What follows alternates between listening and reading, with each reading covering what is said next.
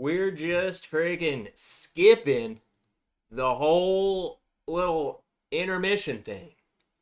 We're skipping the music tonight. We're just going right in.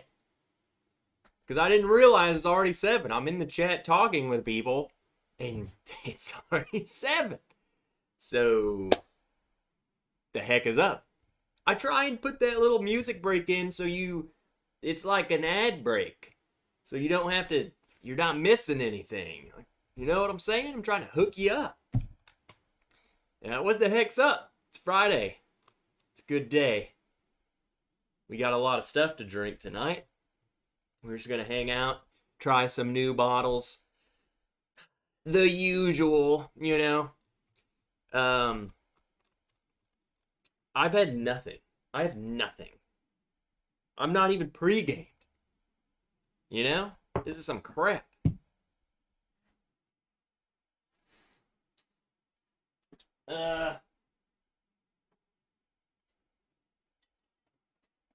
Just grab a cheap bottle. I need to prime the palate. You know what I'm saying?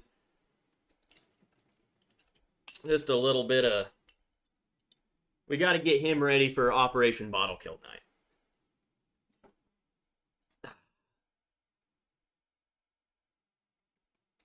Woo! There's ice in my veins. What's up, everybody? Let's see who we got in here. We got the Doug and the Friday at Fred's crew, and Janelle pre-gaming as always. Just Jonathan. He accidentally came over here instead of the OnlyFans. He mixed it up. It's okay, Jonathan. Jake McKee, let's go. Whiskey and playoff baseball. Going to be a great night hanging out with the nerds and watching my Padres. I'm going for the Padres, baby. I'm going for the Yankees because we can't go for the Astros. I don't want it to be the Yankees, but then I really don't want the Astros. So it's like the lesser of two evils. Yeah, and the Padres. The Padres got to go, too. Except for Juan Soto. He can sit out. I don't really like that guy. Weirdo. Kevin Campbell, what's up? Rob D. He's just checking in, so he's not here, but he stopped by. That's a good guy. DC is in here dropping some links. Heck yeah, dude. DC sent me a flight. Here it is. He sent me the thumbnail. I was going to post the thumbnail, but you'll see. Next week's flight is a Halloween-themed flight from DC. It ain't going to be good. He literally just titled it, Trev's, what did he say? Trev's Hurting Butthole Saturday Morning Thumbnail. Is there, like, a ghost pepper in the freaking whiskey? Like, what? I'm so scared for next week's flight. But it's going to be costume night, so everyone will be required to be in a costume. Even if your costume's just, like, some wrench gear, you could be dressed up as me, you know? I will be in full outfit. That's going to be Halloween. Heck yeah. Dylan Robbins, good to see you, dude. Chris Valencia from Biloxi. Mike Meyer, Trev's got the new makers. Hope they start showing up here soon. I sure do. We will be drinking these tonight, and I did mention that in the comment section. We're going to be drinking these tonight, but I just finished the review today. Like, it's edited, the thumbnail, it's ready to go. So I don't know, like, do I want to leave? I can't give you too much tonight, but I want to drink them, obviously. So you'll just have to watch that. You'll have to watch this and the review video when it drops. Peter White, good to see you. Lone Wanderer, what's up, Noah? You friggin' nerd. Johnny is here. We can start now. Well, hurry up. Me. James Taylor, what's up? Ooh, Janelle starting with a little blind speaks. Heck yeah. My bottle's halfway. I ain't touching it for a while. Christine Vasco. What's up, Christine? Surprised you're not out there with a freaking telescope. Andrew Kelly, let's go. The daily, annual, weekly. Cheers, everybody. What's up, Fly Fisher? Got my Remus 6 for 90. That's probably what we should open tonight with, because I've already done the video on it, and I have more to say, and I've been seeing, like, a lot of people in the comments are just like, it's this thing's all over the dang place. Justin Jenkins, what's up, dude? Four Leaf Whiskey, what's up, Stacy? Rick, good to see ya. Ricardo Martinez, hello, everyone, and cheers. Trev gets inebriated Friday. Let's go. I see, well, gotta scroll. I'm scrolling. Jeffrey Rollins, good to see you. Carlo Mack, oh my drunk, I am so God. What's up, people? Good to see everyone. Carlo, do push-ups. What the heck? James Haig, cheers from Oklahoma. Oklahoma. Andrew Doc, yo, had a heck of a pickup this week. Hope y'all are all good. Did you have a pickup? Or are you saying this? Yeah, I'm excited. Like, I walked in, I'll get into it. I'll explain how this all happened. But two of these bottles, I was in, and that's how it always works. Like, I am not hunting. I'm literally just going in the store to get a restock on some wine. And, of course, you got to walk down the bourbon aisle. It's like, what are these? So, was not expecting to get some of these at all.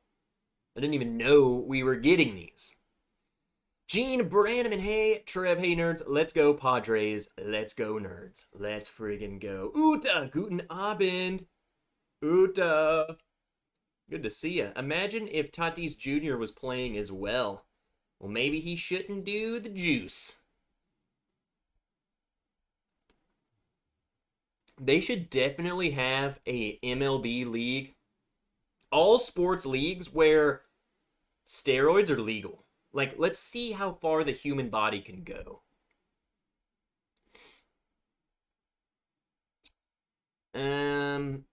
Slapshots Roadhouse, what's up, Brian? Good evening and cheers, all. Good to see you. Sir Cuts, hello.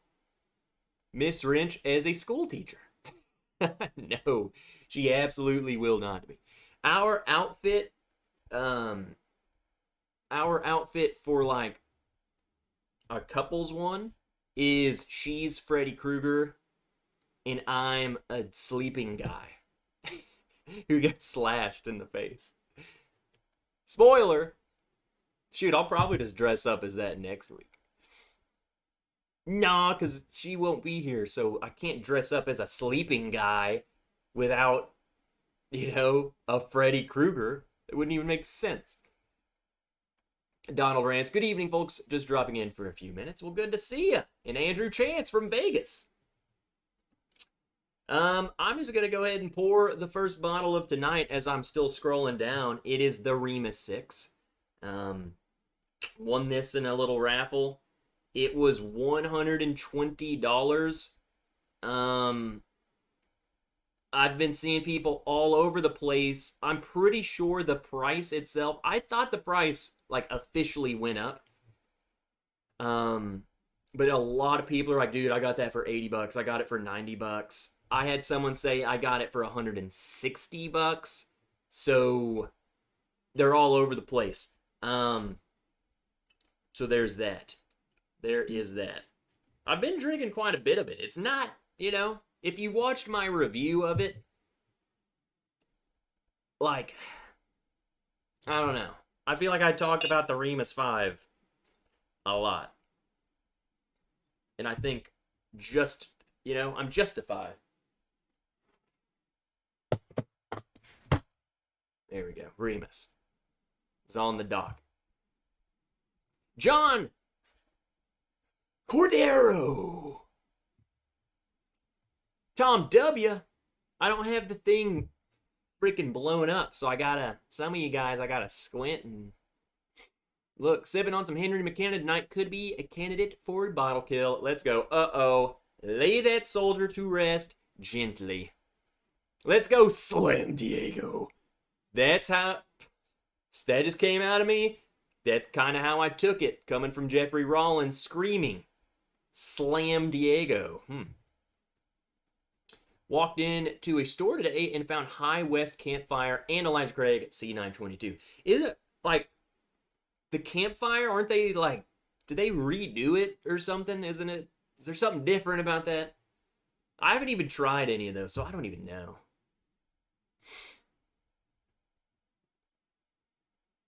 What's up, Kelsey?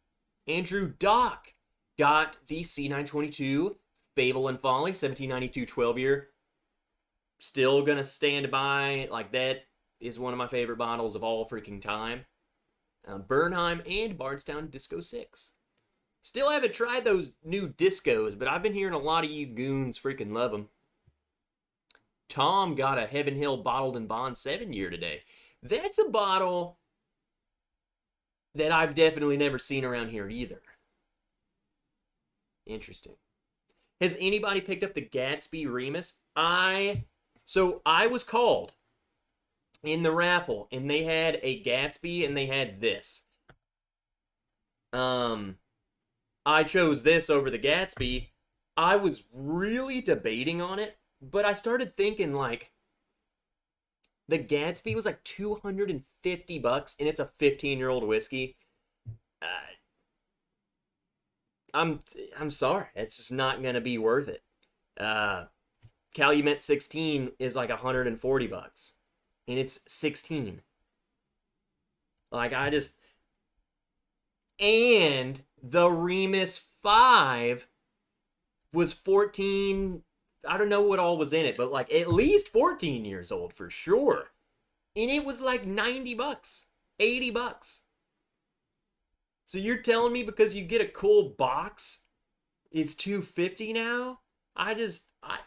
I almost didn't, like, I didn't buy it because that was just too much money for me. I was like, I can't spend $250 right now on one singular bottle. Two, I just wanted to spite them. Like, don't do that. We're not doing this. I'm not supporting you. Let's drink this Remus 6.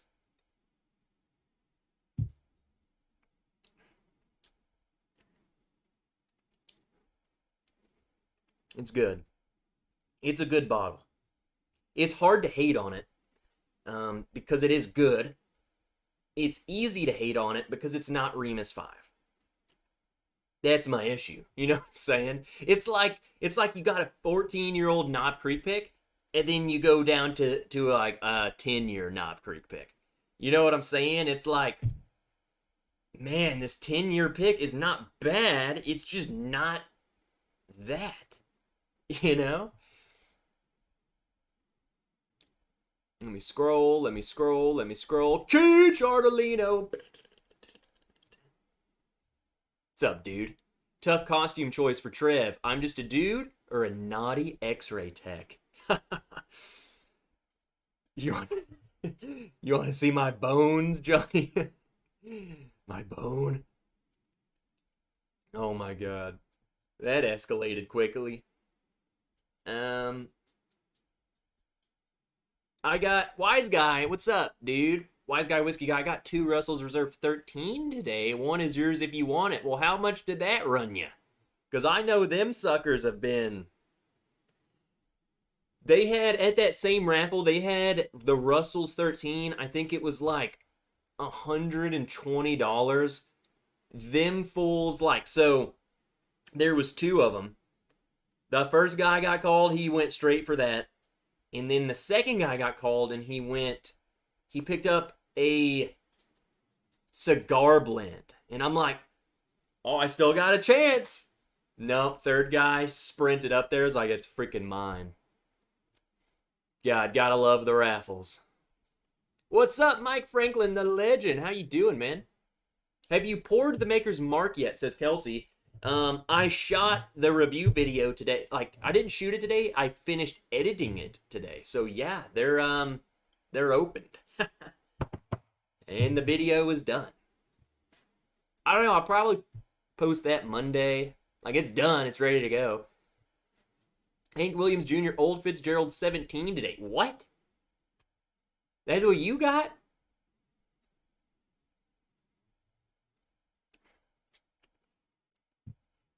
Yeah.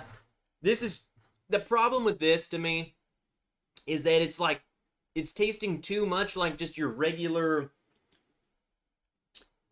run of the mill MGP. Like, you know, I don't want to say that in a negative term, like, you know, like a Penelope, a Smoke Wagon. They have that, you know, almost a similarity. It's coming from there. The Remus 5 just didn't have that. It was its own beast. And I feel like this is like a shouldn't be 120 bucks. So for those of you who are getting this for 80, you know, I'm not talking to you. For people who are spending 120 like me, it is not there. It's not there. Plain and simple, man. I love MGP, not Ross and Squibb. Freaking Steven Holtzclaw brought up a great point. Ross and Squibb, he said, sounds more like a lawyer firm than it does a distillery. I don't like it. Ross and Squibb. Have you been in an accident? Call Ross and Squibb. Have you or a loved one been diagnosed with mesothelioma? You may be entitled to compensation. Ross and Squibb got your back. You know? It just makes sense. That's who I'd call. I ain't gonna call MGP to come help me out. No, I'm calling Ross and Squibb. Law firm. What's up, Toby? Sipping some Old Forester King Ranch. Ooh! What the heck even is that? I've been seeing that pot, like, people post pictures of that. It seems cool. And I love some Old Forester. Is it hard to get? Like, hard? Is it birthday bourbon hard to get? Or is it like, what are we dealing with here? What are the chances I will see one? David Cooper, good to see ya. Rick picked up a Yellowstone 101 this week. I brought Miss Wrench along with me. They had several Yellowstones, and they lasted for quite a long time, but she has, like, the worst luck on mankind. She got nothing. We left. I don't even know when she was called. We left before they even called her, so. Vaderade, how's everyone feel about the Discovery 7? Hook this guy up. What do you know about it? You score any of that proprietor 14 drop from Lucky 7 yesterday? No, I didn't even know they did that, but I do have a Lucky 7 14-year-old proprietor, and I can tell you it's definitely on the Whiskey of the Year list. It's so gosh dang freaking good. And it was less than the Gatsby.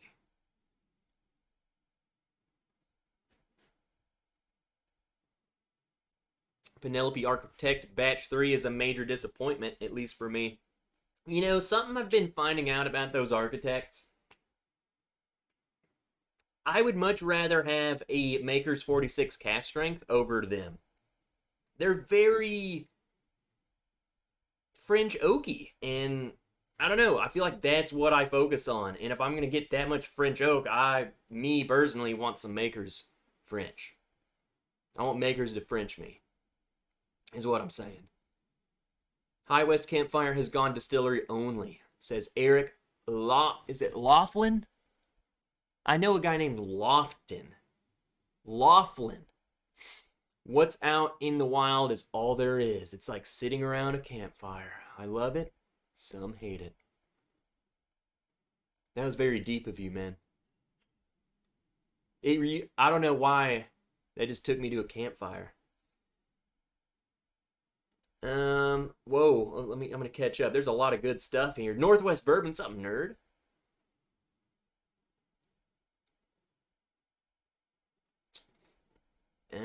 John T, what's up, dude? Good to see ya. Check your email, okay. Lee Tucker, cheers. Running a little behind tonight. Don't worry, already did my push-ups. Thank God. Whiskey Central, Shay Lammerd. What's up? What's up, girl? I don't know why I said that. I never say that. I would never say that. Shayla. Do push-ups. Why'd you make me say that? Geoff Sion. What's up, dude? Trev is live. Of course I am. I'm always live Friday. There we go. There's my Rima 6. Go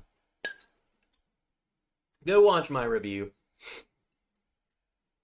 It's good. I like it. I'm going through that sucker. I'm liking it. So there's that. I think what we should do next, I don't know, should we do this? Have you guys heard anything about this? Cool, it's not going to focus. That's awesome. Letters are very hard to read, but that's okay. The Smoke Wagon Bottled in Bond Straight Rye Whiskey. I didn't even know it. I knew they were doing a rye. I didn't know I was going to walk in the store and the guy asked me if I wanted one. And I said, sure.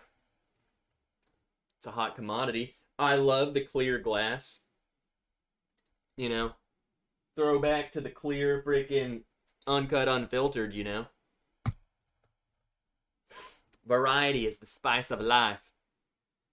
Who else? I saw a lot of good stuff. Ross and Squib, we defend you on land and water. The Ross and Squid? Sounds more like a pharmaceutical company to me. Eric Gunderson, what's up, dude? I haven't seen you in a bit. Picked up Rima 6 for 109 in a tumbling dice cast strength yesterday. I bet you, dude, that tumbling dice might be better. Like, seriously. Tommy D, wait, no PUBG? Tommy D's like, where the piss is PUBG at? Been playing Call of Duty, man. Donnie, so I am late. What were you just talking about? I don't know. I'm late reading your comment.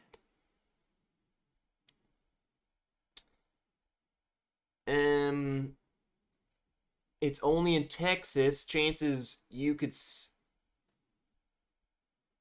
It's only in Texas. Chances you see one could be good. I'll try and snatch another bottle for you. It's a Texas only? It's Old Forester version of Long Branch? So what, it's freaking Mesquite or some crap?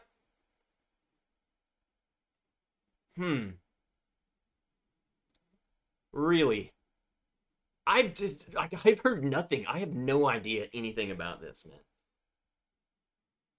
It's honestly meh. 1920-19 slaps the out of it. Not worth a 70. Oof. Well then, dude, Toby, I'll take your word for it.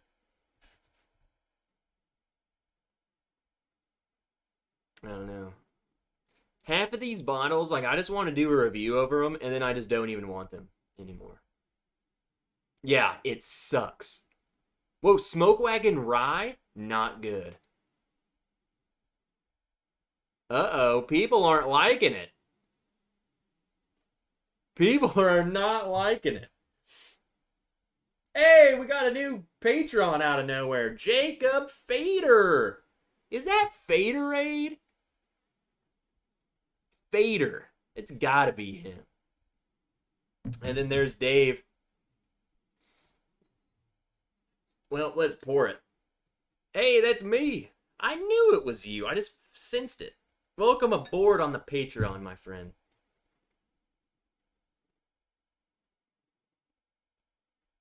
Yeah, it's Dave. That's what it was, dude. We don't know what he does or how he does that, but he does it. We'll see. It's not bad. It's not bad. What's up, Eric Larson? Good to see you, man. This is the earliest Eric Larson's ever been in this dang chat. What's up, Chris Brown? The Smoke Wagon Bottled in Bond rye is delicious. The experimental rye, not so much. So yeah, this is the Bottled in Bond rye. They have some sort of malted freaking rye. I don't know. I don't know. We'll all be our judge. We'll all be the judge of the bottle ourselves. How about that? I mean, I hope it's good because, you know,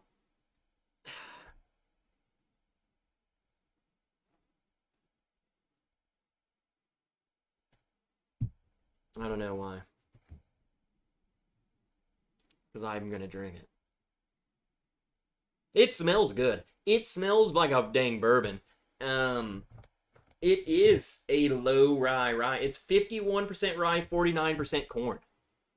That's it. So, no malted barley. It smells like...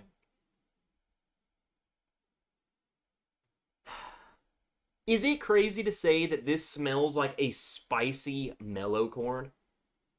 Not as corny as a mellow corn. Like, mellow corn's very freaking yellow. I would literally say take the good things of mellow corn and then add some rye characteristics to it. Like, I kind of like that. You get the corn. And you don't get a whole lot. The rye that I get isn't some sort of, like, you don't get the minty or the super green notes and the evergreen and the dill or whatever you get with rye. It's much more of a elevated spiciness from that. It is kind of flat on the, like, I wouldn't say one-dimensional, but maybe 1.5 dimensionals. It smells like a... I don't even know. I can tell that it's freaking Smoke Wagon, which is weird. I don't know, the Vegas heat just imparts flavors into that. Let's taste it.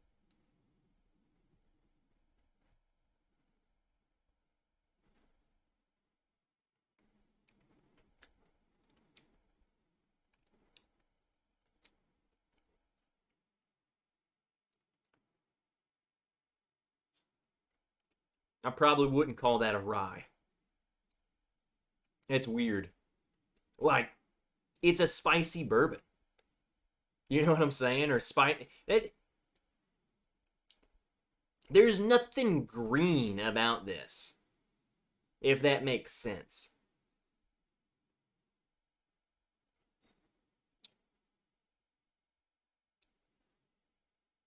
There's more than one Smoke Wagon rye. There's a bottled and bond and the malted rye. Hey everyone, smash that like button. 89 watching and only 46 likes. Hey, yeah, we didn't even hit 100 likes last week. So, I don't know. I feel like you guys all owe me something. So, if you want to play along with me, whatever you have in your glass, you have to finish it now and you have to get a new one. How about that? That's what you have to do. Like I do it. It's Friday. Freaking... Come on. You kidding me? No, dude, this literally says 51% rye, 49% corn. So it's crazy. Yeah, oof. I mean, if you had just finished a glass, then you're safe. Like, you dodged a bullet. But, like, you know, I have one rule here. And we failed. We failed. I failed you guys.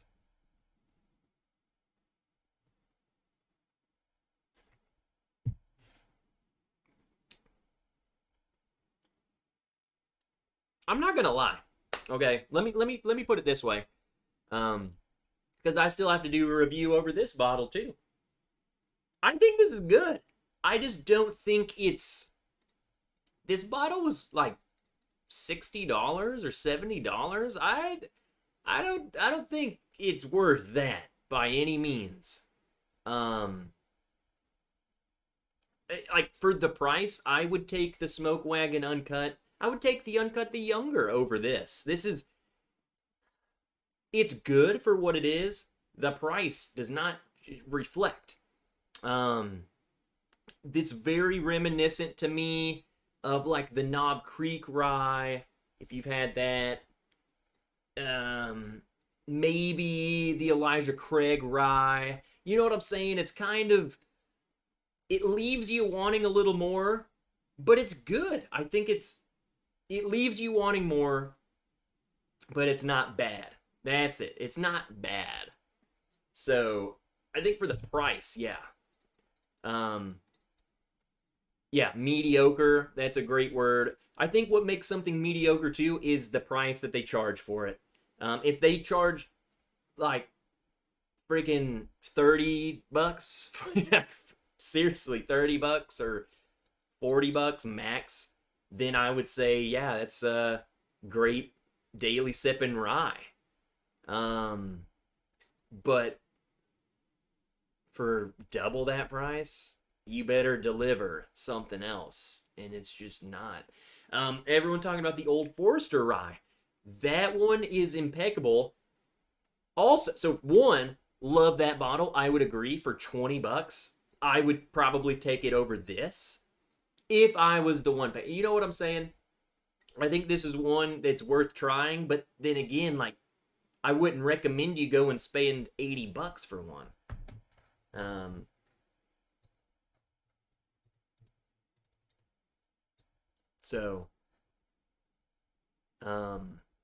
Second, the Old Forester rye freaking disappeared. I haven't seen it in over a year. What the heck happened with that? Where did it go? You know? Yeah, so Dave, Old Forester rye. I've seen Old Forester rye like 7 times. Man, switched from the phone to the TV and missed what happened. What's the big failure? Freaking you, Chris. You failed. You failed me. Refill time. Heck yeah. Bad Axe Bourbon. That was my reenactment of you, dude. What's up? Bad Axe Bourbon. Bad Axe Bourbon friggin' has an axe and chops the crap out of his table. So go check him out.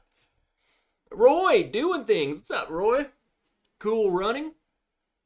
Rittenhouse. Northwest Bourbon in here just dropping like everything that he would take over it. Not a fan of the Knob Creek rye. I like the Old Forester or the Elijah Craig rye. I would buy this over a Pikesville. That is way cheaper at $110. Not even close.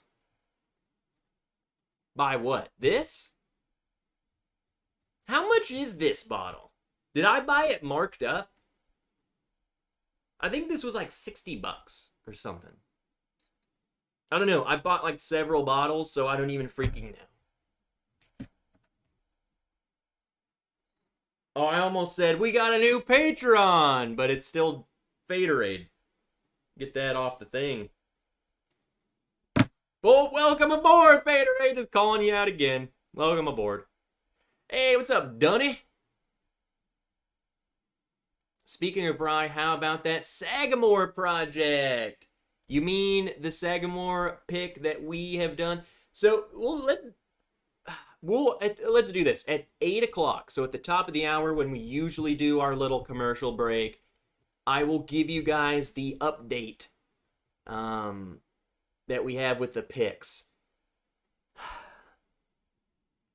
Just wait for the update. You know what I'm saying? It's equally as frustrating for me. It's more frustrating for me than it is for you.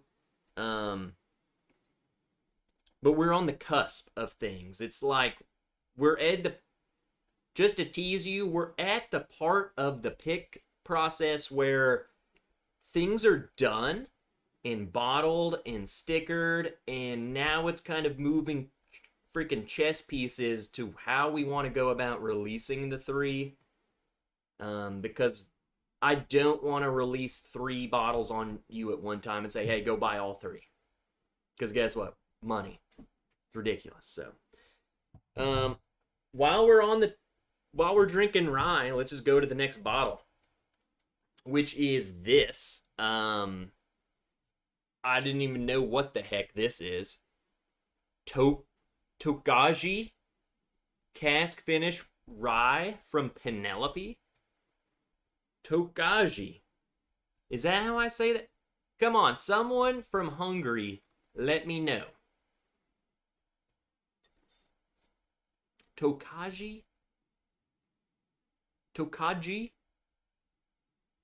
Surprise! There are no picks! Gotcha.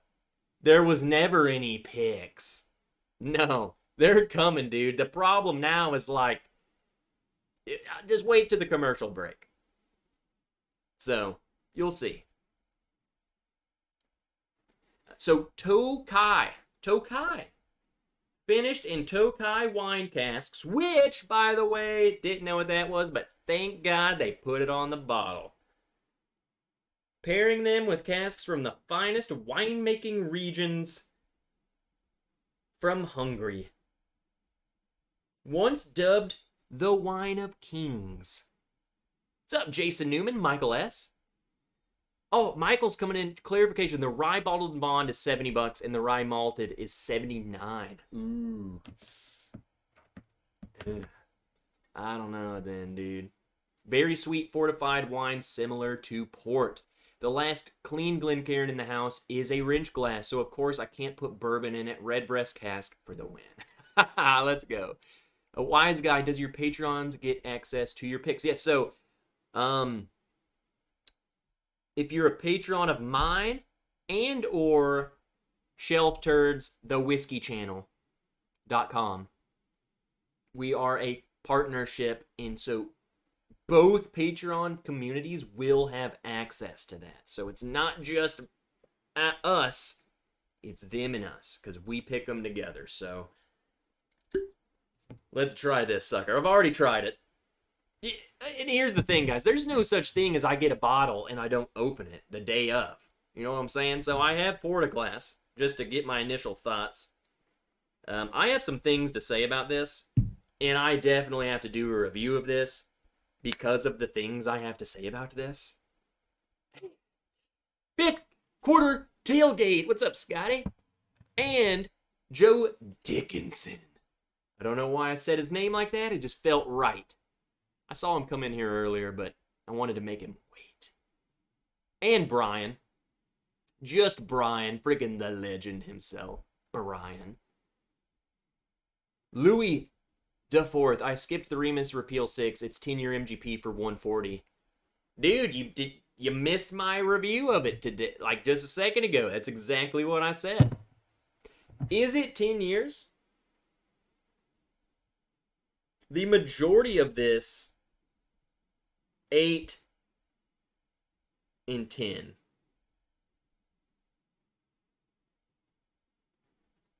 Yeah. I would just go ahead and round it off and say it's 9. Okay, so this bottle, very dark. It is fortified wine. Dessert wine. Just showing you the whiskey.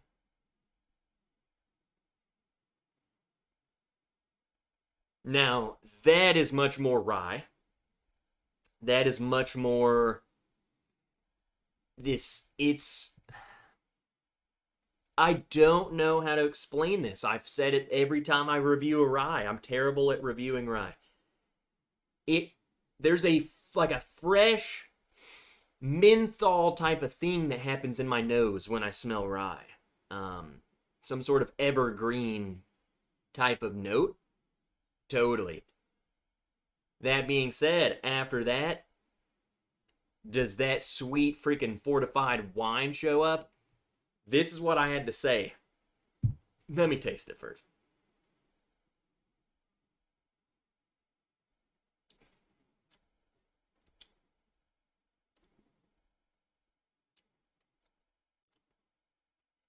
That, you get so much of the wine, it almost tastes like you're drinking Tokai. What I had to say is that it kind of reminded me of the older batches of Midwinter's Night Dram. So I think we're going to do a little detour. Hit the like button, everyone.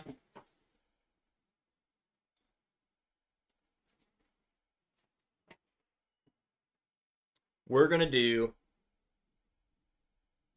Midwinter's Act 7 because it's the oldest one I have. And it's the oldest one I have that it definitely reminds me, like, the 9 and the 10 are nothing like this. From memory, this was much more rye. So I'm just going to pour a little bit of that. Get that cork wet, you know what I'm saying? A little wetness helps everything.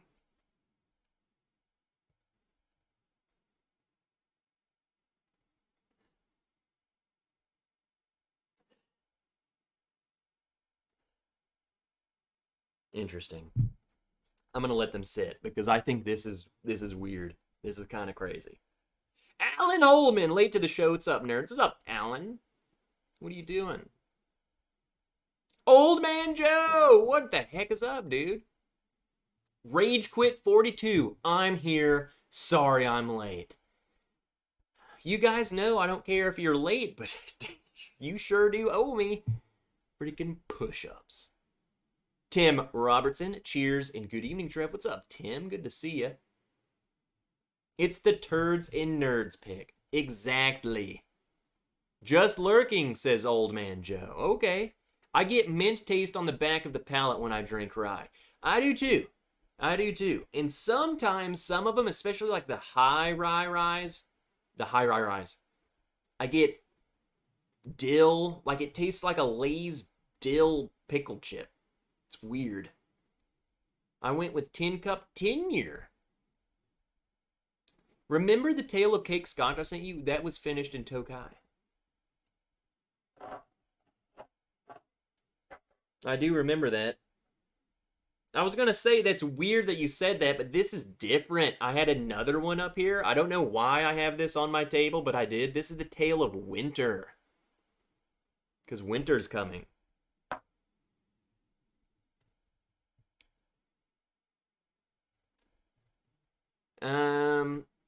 Keith J from MA, what's up, dude? Good to see ya. How's MA treating ya? I would love to find Midwinter's Night Dram where I am. Never seen one on the shelves. I haven't either, Fly Fisher, but I do know they definitely hit the market. Here, I see them in raffles. I don't think I've ever seen one on the shelf, but definitely in raffles. Behind the shelf for like $10 billion.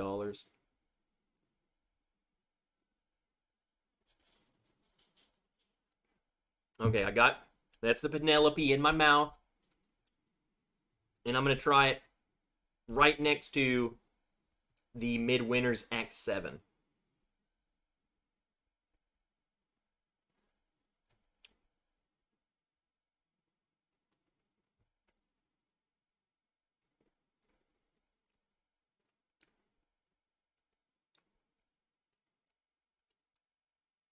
Interesting.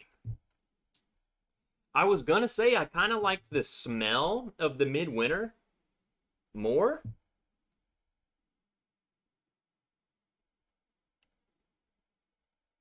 Dude, I don't know. This might be poor man's Midwinters. And I say that, I don't even know the availability of this, so it might be very hard to get. This is pretty good stuff.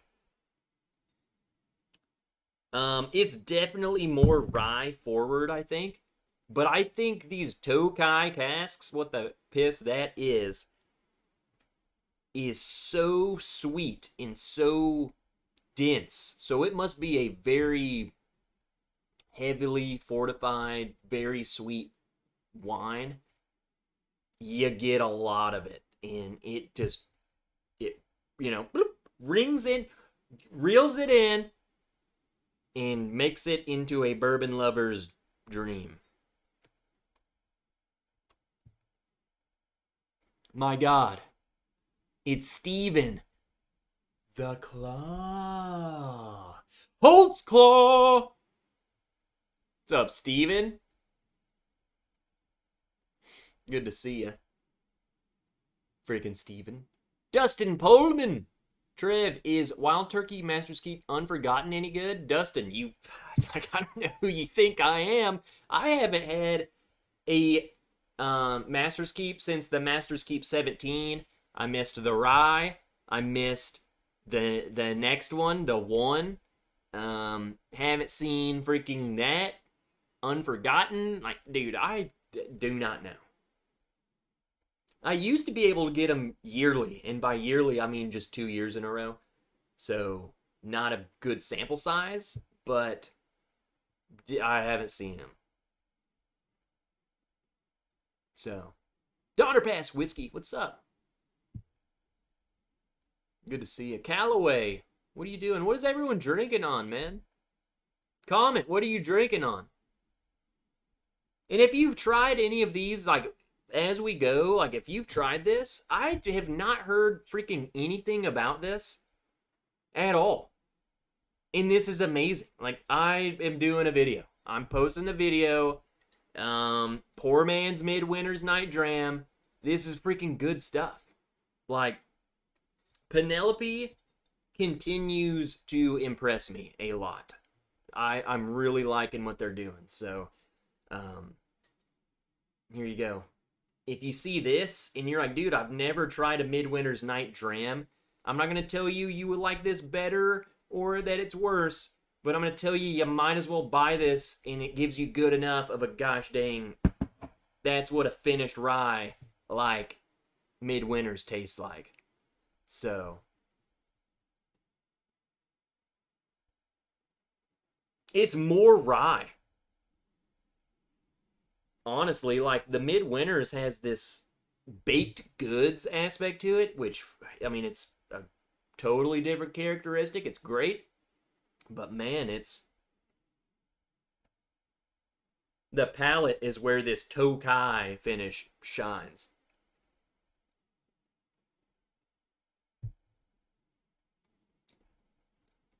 That is...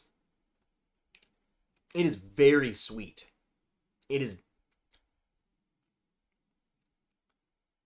I'm trying to think of anything to compare that to, like, sweetness-wise. You get the finish of that wine. If you've tried a fortified wine and you hate it, then maybe this one ain't for you. You get that wine. Big time. Big time. It's not bitter. I've had some finishes that you get the finish big time, and it's freaking terrible. Thomas S. More is a great example of that. Just not good. This is much better. Keith J., this is not the Architect. This is straight rye whiskey finished in Tokai wine casks. So this is rye. Look how dark that is. It's like midwinter level dark. What's up, JH? I have not seen Old Granddad 114 in months. Is this the sign of the end? Ricardo's drinking it. We don't get any Penelope or Smoke Wagon in Utah, which is crazy because you're so close to Smoke Wagon. Toshi Bake. Evening Trev and all, some Friday GTS. Okay, dude. John is drinking some Barrel King, batch 24. What's up, Top Shelf Dustin? Saw a picture of the Friends Great Gatsby Remus that he found in Ohio today. Dustin, that sounds like a bottle that you would love to own. Do you have one?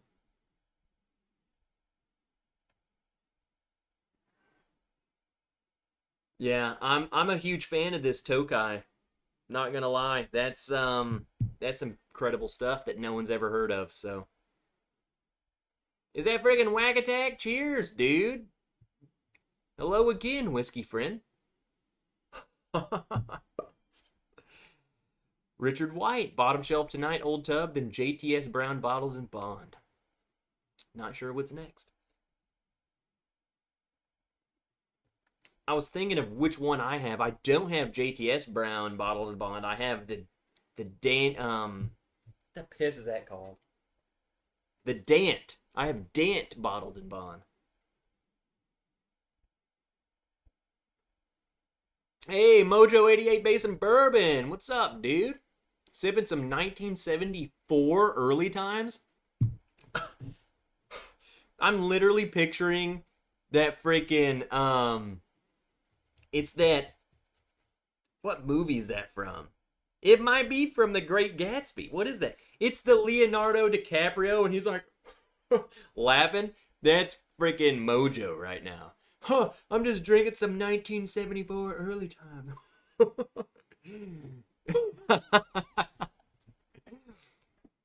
Dude, heck yeah. Get some Dusties, man. Sipping some Benchmark Bonded. Oh, dude, I love that bottle so much. So many people gave me crap for liking that one. They're like, dude, that one sucks. It's good. It's good. Robzilla, what's up, nerd? Dango Unchained? Is that what it? No, it's the meme.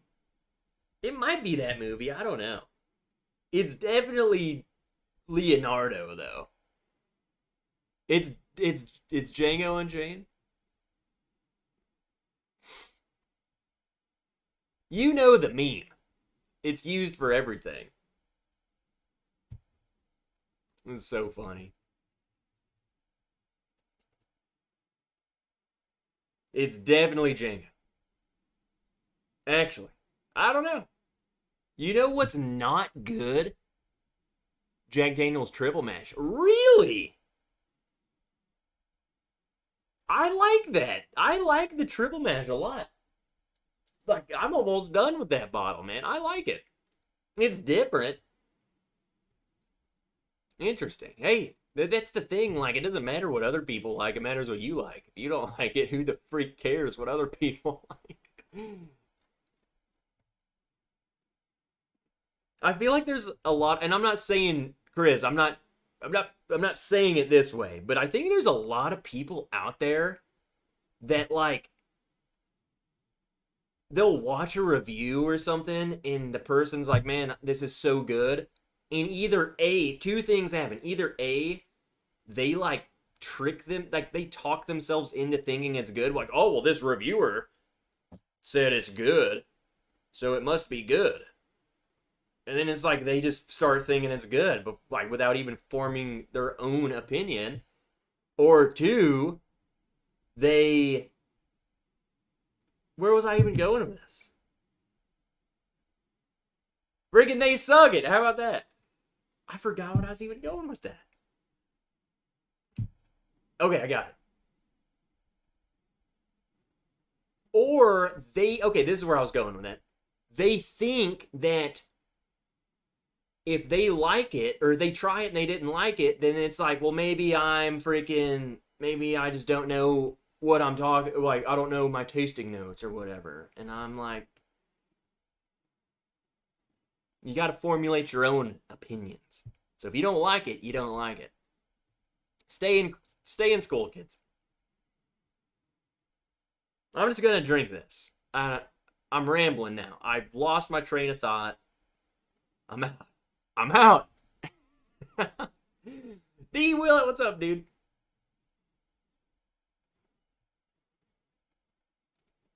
I find the triple mash underwhelming. Trev eats Play-Doh. Both true. I mean, for the triple mash, I love Jack Daniels, man, and I love Jack Daniels single barrel, and it reminds me of that, and it's cheaper, and it's like, it's more, to me, it's more of a, if you watch my Twitch streams where I'm playing video games and whatnot, that's triple mash, dude. I just crush it, dude. Just pour that. You don't have to think about it. It tastes good enough. So, it's definitely not something I think about and participate in break apart. So, to wrap up that bottle, because now we got to get into the commercial break, and then we'll get into these Maker's Mark FAEs.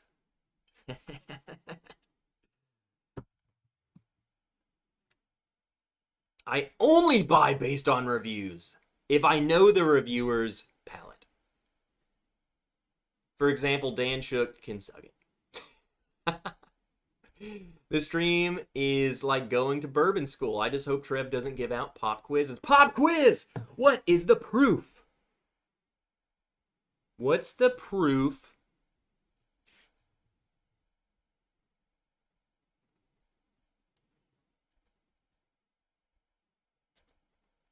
on Angel's Envy?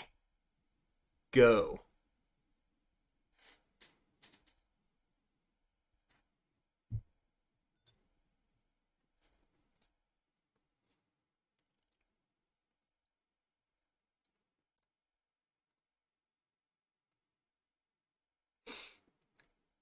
I'm still waiting.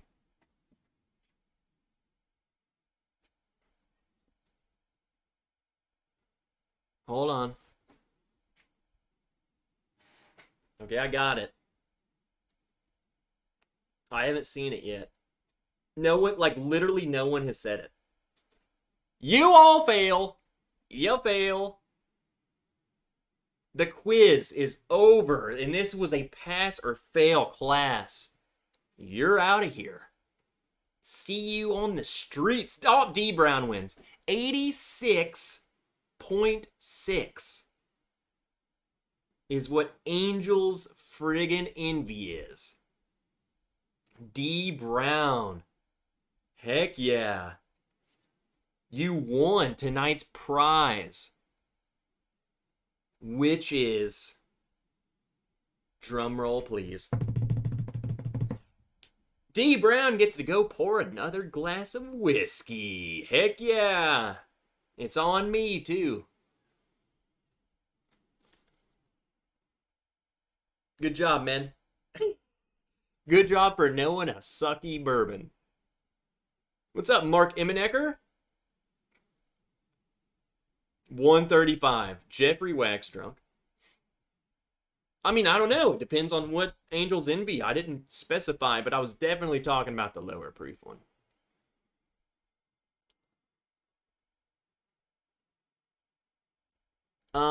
Trev, is there any year wood finish for Maker's Mark stand out above the rest, says Wise Guy? Take note of that question, because when I get into it, I will tell you guys. Because I don't want to give too much away, but I got some stuff to say. You know what I'm saying? I only drink good bourbon. That's why I didn't know the proof of Angel's Envy. David Cooper's over there like, freaking that crap sucks. The better question? Who cares? Hey, what's up, William Reynolds? You freaking goddamn legend, man. Bruzy is in here. Just got here. What's going on? You just got here. We're about to do the commercial break, and then we're gonna do. And by commercial break, people have been asking about the barrel picks. I'm gonna explain what I know, and then we're gonna get into the Maker's Mark FAEs. So, hey, what's up, Big Vic? Richard White's heading to Spirits of French Lick. All right, so quick update on the Patreon barrel picks. Okay, it's the top of the hour. Normally, I try and convince you guys to come join the nerd crew. This is what we know, and this is top secret, okay? I just found this out today. The Sagamore. You know, you can't tell anyone that I'm telling you this. You know what I'm saying? Like, it's between us. You know what I'm saying? The Sagamore pick, in theory, could be. And I'm saying could be because we're I want to give you the behind the scenes stuff. It could be ready as early as like this coming week. We wanted to get the,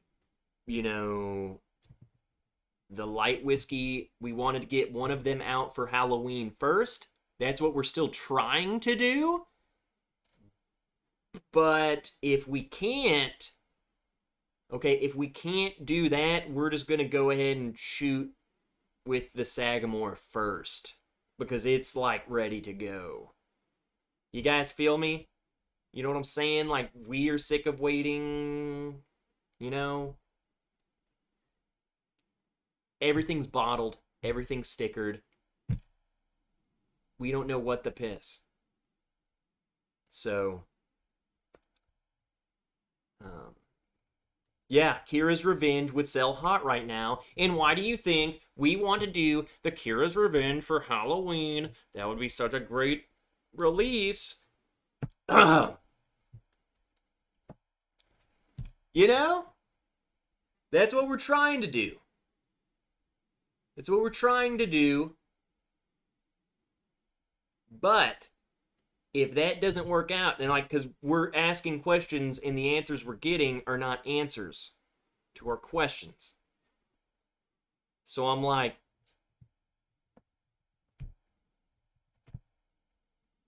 you freaking yanking my thing?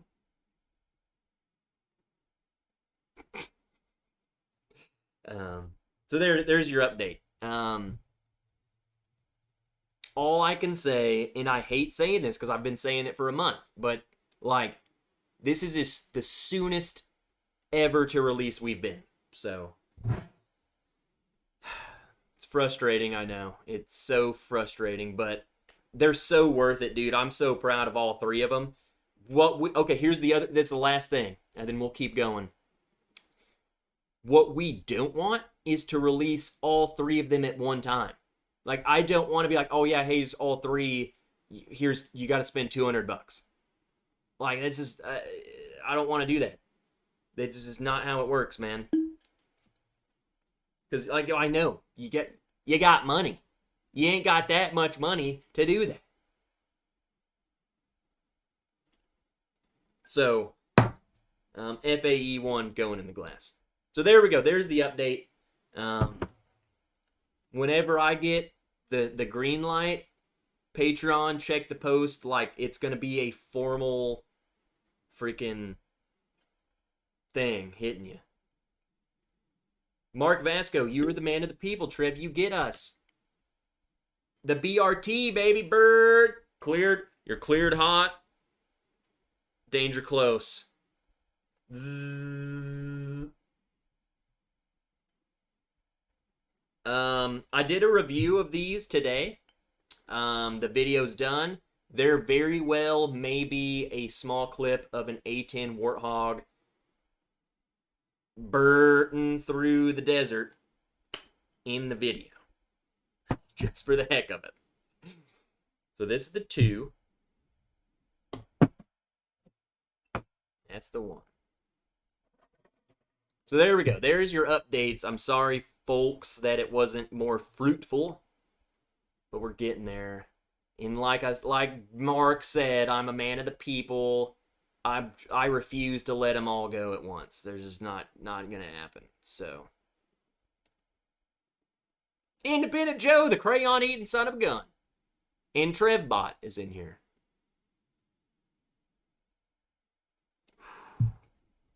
Okay. So, someone said, are you reviewing the FAEs now? Dunny, this is the BRT. BRT. I don't know if I said FAE, but it's the Burt. It's the A10 Warthog. What's up, Ben Durr? What's up, dude? Every time I get my thing yanked, there seems to be a mess. Nice. And then Fly Fisher with a $10 super chat. Heck yeah, dude. Release the dragons. Come on, man. Let's go, nerds. They're coming, dude. Trev, you said FAE like 20 times. Whatever, it's the BRT. BRT. The acronyms, they're all the same.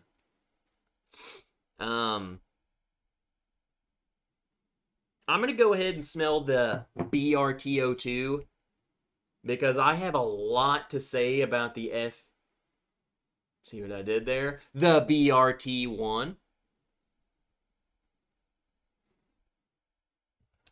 Interesting. Hold on. You know what's frustrating? Is when I shoot a video. I've done this video already. I filmed the video yesterday and I edited it today. It's completely done. So there's no going back. Like, it's done. I'm getting new notes on this that I did not mention at all in the video. So here you go. Here's some background. So you'll have to hear the background, and then you'll have to go watch the video, and then you'll have to come back here, or just remember this. The 2 is, there is a wood, and I'm talking Home Depot oak on it. Freaking sawdust. And I like Home Depot smell, so that's a good thing. He Tokai drunk. He Tokai drunk. Trev got dropped on his head as a kid. Shut up, dude. Don't tell my secrets. Mark Wood. What's up, Mark?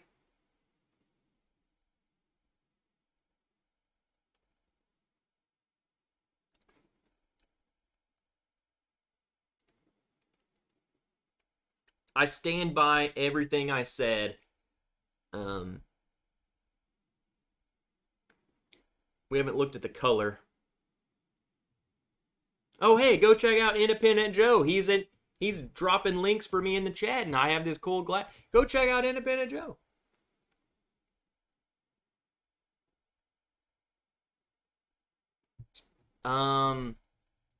Lowe's smells better than Home Depot. Callaway, god dang it, you're right. Look, people, I get paid by the sub, and it's not much. I have 9 children to feed, 3 wives. Please give this fine gentleman some money so I can feed my 6 children.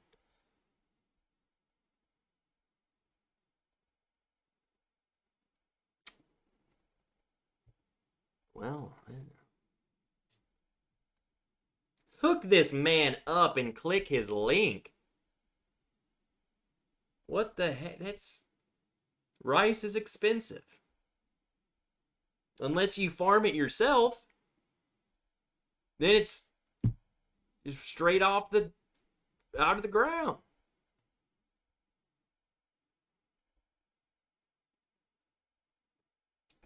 Okay. I'm not going to go into too much detail because the review's coming. This is the BRT02, Jake, that we're talking about.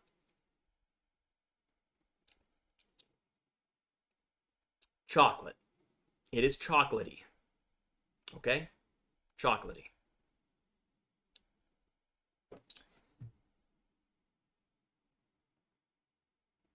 Just some spoilers to the video, because come on, you're gonna probably not watch the video anyway, so I can give you a little bit. I think the FAE, the BRT02 is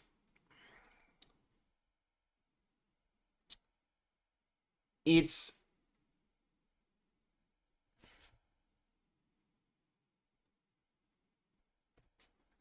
just find out. I was going to say it's too much like one of these other bottles. It's not stand out enough.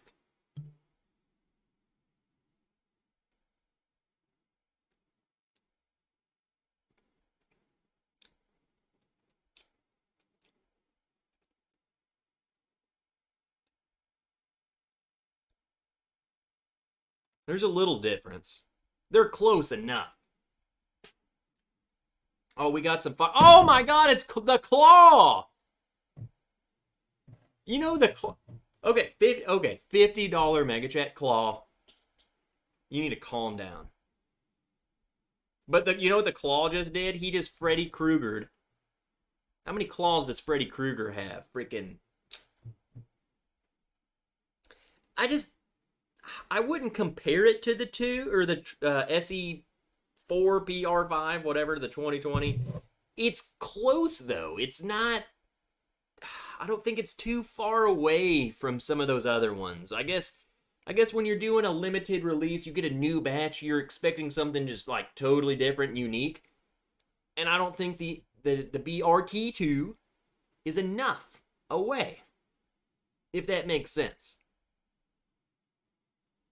Don't get me wrong, like it's really freaking good.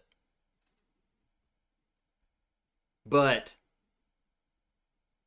you know, is it better than a lot of private selects I've had and stuff? I don't know.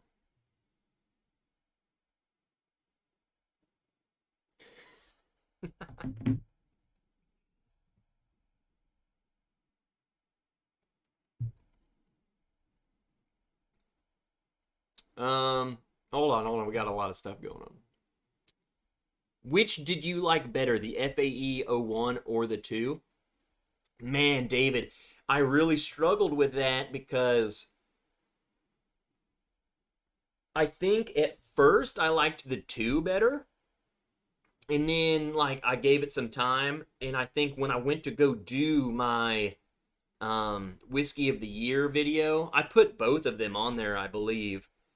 But when I retasted it, I'm like, the 1 is way better. I like it way better. So I think it was just my mood. So there's that question. Rick's got to go for a while. Hope to be back on soon. Well, go take care of what you got to take care of, and if not, see you next time, Rick. Mark Woodtreff, I much preferred the finish of the BRT 01. BRT 02 is maybe more refined, but I found the finish to be less interesting. Well, let's move on to the 1, because I have a lot to say about this, to be honest. Hey, Trev, I have a Makers where the red wax covers more than half the bottle. What does that mean? Does this mean it is special? Do you mean it's like this?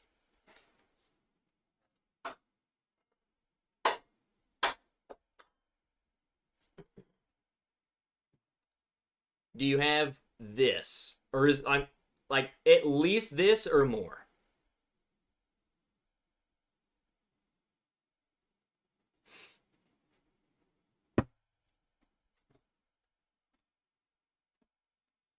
What's the best value currently at 50 to 80? Elijah Craig Barrel Proof Rare Breed 1910. Elijah Craig Barrel Proof. But then again, man, like to me, if I had the best value, like I wouldn't want to pick one over any of those other ones. Like I want all 3 of those. You know what I'm saying? Like I want options. I like throw a 1920 in there. The 1910 is great. Elijah Craig Toasted. I love that bottle. Like I want variety, you know. I rarely drink the same thing. I rarely drink the same thing multiple pours in a row if it's over a certain price. Like if it's like 50, if it's like a 1920, I might have 2 glasses of it, but I never really do that. So his is more. Yeah, so it slam dunk. They call it a slam dunk. I don't know what the statistics are, like how often they do this.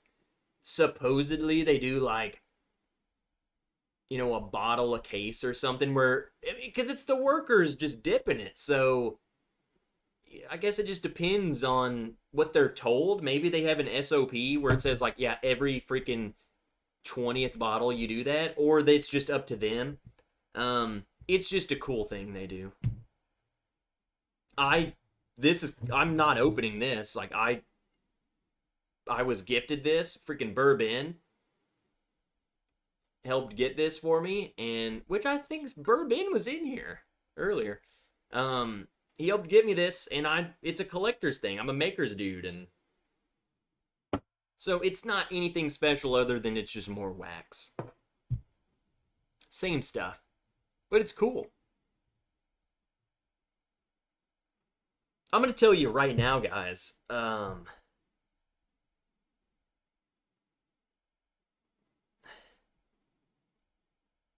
The nose, the everything about the BRT-01 is like,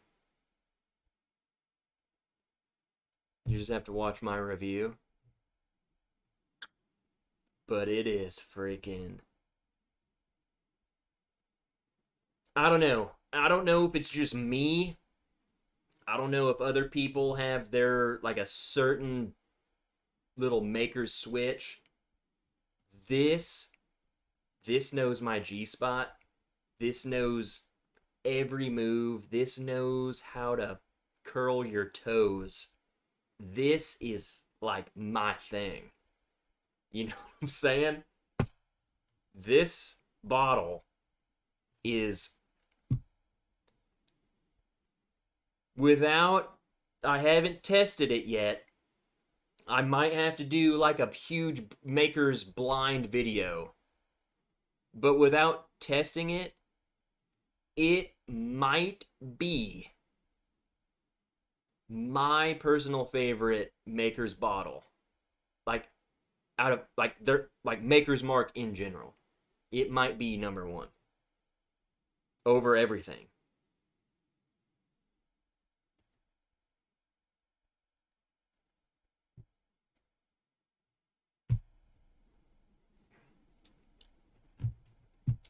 That's just like, that's what I want. This is what I want to taste. It's just, oh, it's so good. I freaking love this bottle. Okay, let me put it this way. I buy a backup of every one of them. So I will get another one of these. I might get another 2 or 3 of these. That's what I'm saying.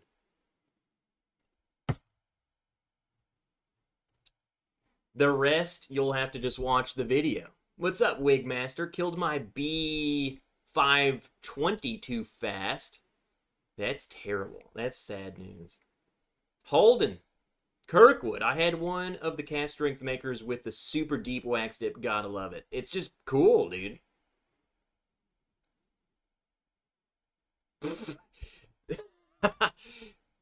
You had me going there for a minute, Dunny. He said the Maker's Mark line was announced on TTB. Stickered TRV01 and NRD02. Trev the Nerd. I swear to God, if they did that, I require 10% royalty. Where you say you buy a backup of the license plates, I do that with Elijah Craig Barrel Proof. I do that too. I definitely buy 2. Even if it's like, before I even try an Elijah Craig batch, I'll buy 2 of them. I like to have a backup. You'd be able to retire. What do you mean? I'd love to retire. Hold on, Dustin. What's up, Dustin? He said, did a slam dunk at the distillery and they made me redo it. Do you guys not remember this story?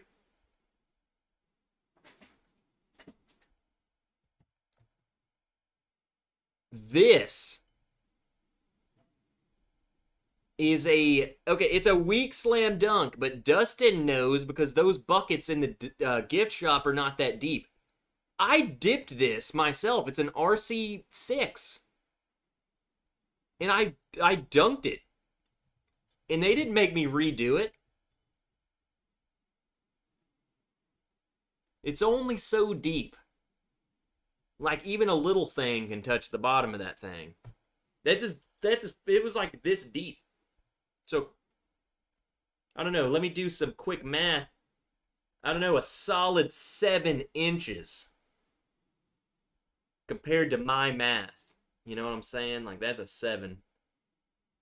You know, okay, 6 inch, easy. So, they didn't make me redo it. But heck yeah, never will open this one.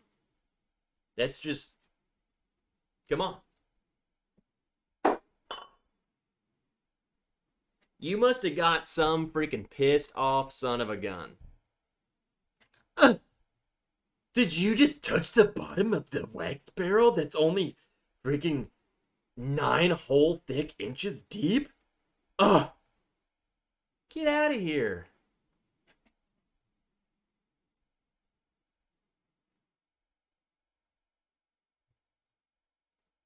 Lone Wonder.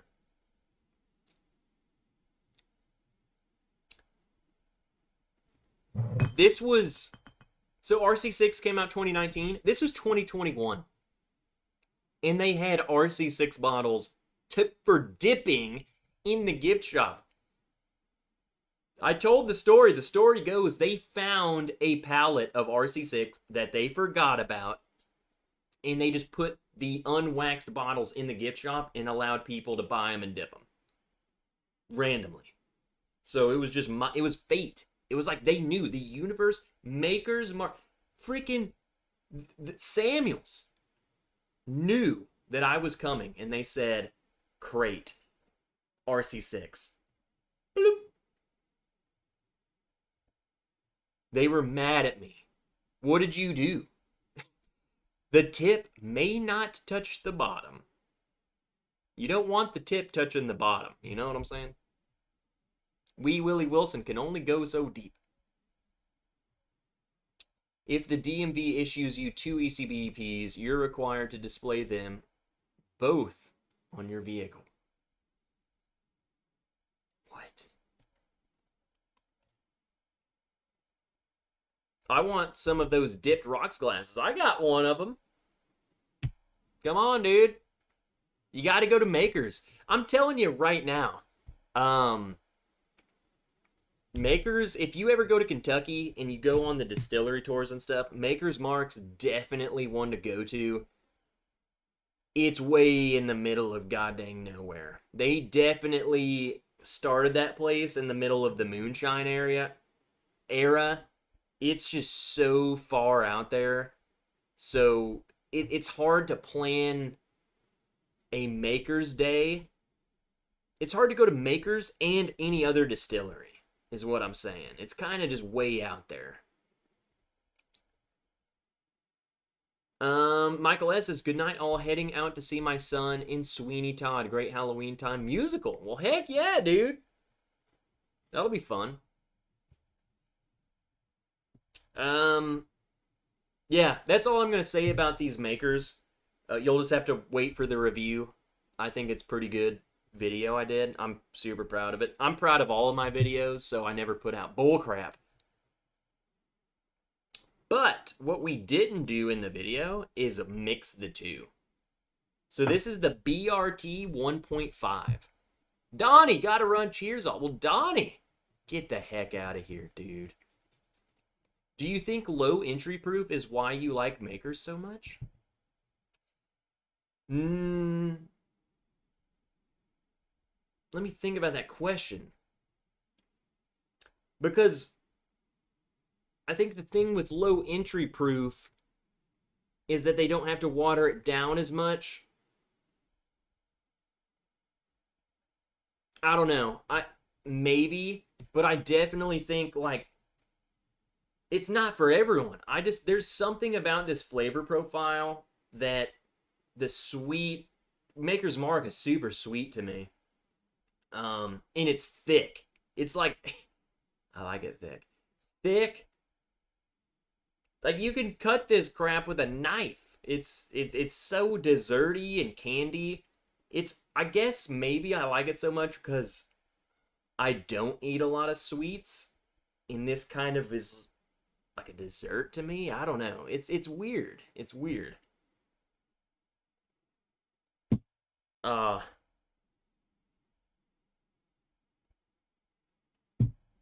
don't know if it makes it better. It's spicier. Like, that's burning my nose. Sweet and thick is what I like. The BR549. I'm proud of your videos too, Triple. Eric Sawyer. Heck yeah, thanks, man. Please don't stop feeding us, Master Wilson. YouTube is cutting me off. I'm trying to post the required links. My kids are so hungry. You can't post the links anymore? DC posted the link.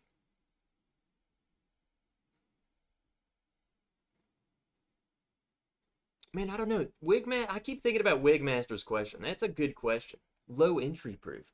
I mean, Wild Turkey's low entry proof too. Chris Malone subscribed. Teddy Winovich, love all the stave finishing series, but don't like the standard makers, and that includes the maker's cast strength. And that's the thing. The stave finishes and stuff are so different. You can see remnants, and I even mentioned this in the video when I broke these down. You can see kind of the DNA of them, but it just brings a whole separate thing to the game. The staves that they use add so much more than the regular cast strength or whatever.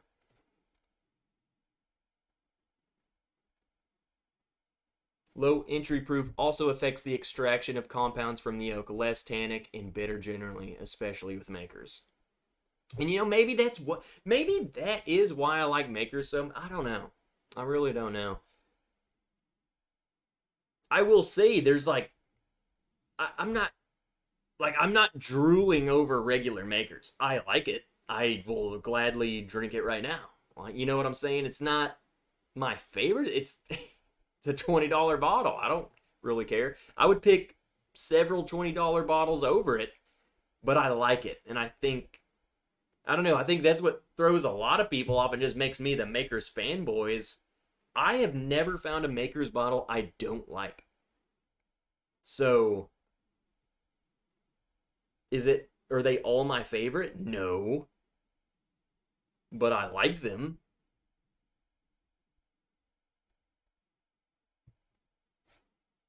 And then, some bottles I love. I don't know which one. Ugh!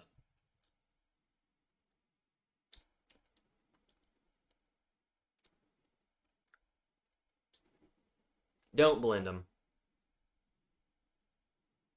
Don't blend them. Patreon gifts for Christmas? You know what I've been thinking about doing? You just reminded me. Jake, would you guys want, get this. Would you be, for Patreons, would you want to, like a Bourbon Wrench freaking Christmas ornament? Like a wooden ornament? I thought that would be cool. I was just gonna... Would that be something you guys are interested in? Just for the heck of it? Trev, do you get the ambassador gifts still for Maker's Mark? Yep. I did the puzzle. And we got the freaking puzzle from Maker's Mark and then did it that night. Easy puzzle, but it was fun and super cool. If you like puzzles, we like puzzles. That was cool. I'd like Bourbon Wrench wood for Christmas. Hey, Swanee! How the heck have you been, dude? Heck yeah, amazing idea, says Aaron. Everyone's liking it. A Christmas advent calendar? Now, here's the thing. I've never done those advent calendars. For one, let's just be real.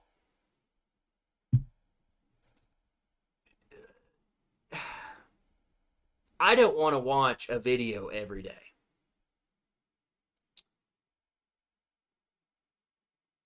Therefore, I don't want to watch myself every day editing a video. Is that where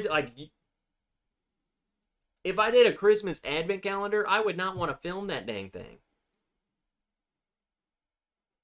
How about I just make an ornament and send it to the patrons? That ain't me, dude. I don't want to do that. Nothing says Christmas like a wrench whoopee. Dude, if I could get my logo embroidered on a whoopee. Hey, what's up, Dustin? Your latest piss. You guys are liking the Christmas idea. I actually know a guy. I know a guy. Might need to double check before I start promising things I can't keep.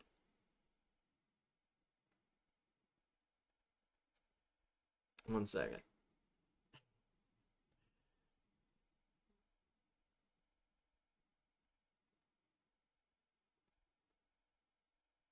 Oh, heck yeah. That's my dude. All right. Oh, freak yeah. I mean, it's. Oh, that is. Ooh. That's actually really cool. It got a little string and everything. How many? What is.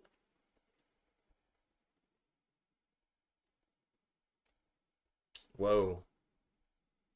They're actually kind of expensive. We'll look into it. Requesting permission to via text?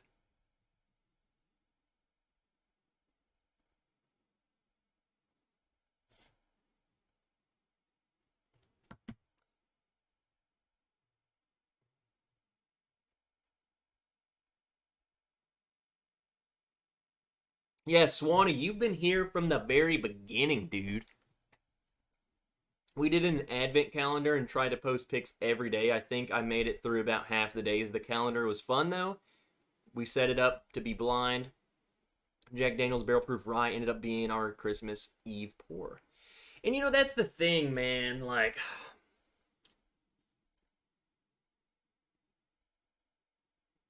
I think it just gets too much. Especially when there's like 15 people doing it. It's like, I think it's fun to do on your own or with like, you have your advent calendar and you're doing it. Because then it's like, it becomes a chore almost. You know what I'm saying? Translation not happening, says Rob Zilla. No. I can work some magic. Don't worry. Don't worry.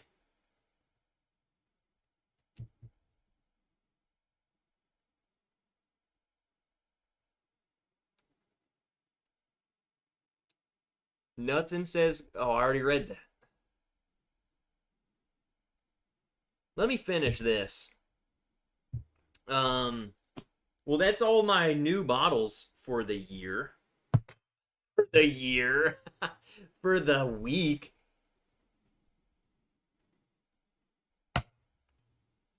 What do we drink next? We got 30 minutes to go. Knock out the whole calendar at one time like we do at meetups. Dude, Dustin, you're not lying. Like when we do a freaking meetup, we literally drink. Like each person brings like freaking 15 bottles. So the whole table, it's like 100 bottles on this table. And I don't know what it is in our minds. I wish Kelsey was here. I wish Kelsey's here because he's always the one who's like, we're going to start with this one. Hey, we all got to try this one. So it's like we're all trying the same things. But then it becomes like, man, we kind of need to try all of these, right? Here, hold on, got to try this one, dude.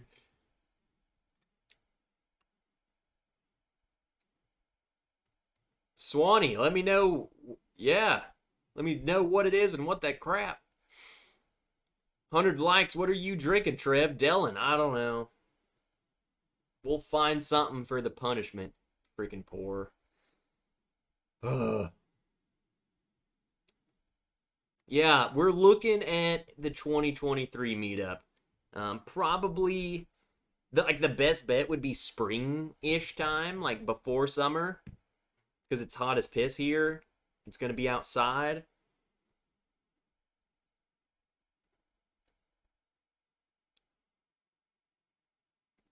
And like I said, it's literally this meetup's gonna be totally free. You show up, and drink. Like if you want to bring stuff, I'm gonna bring stuff. I'm sure all the Arkansas crew is gonna bring stuff. There's gonna be plenty to drink. Don't get me wrong.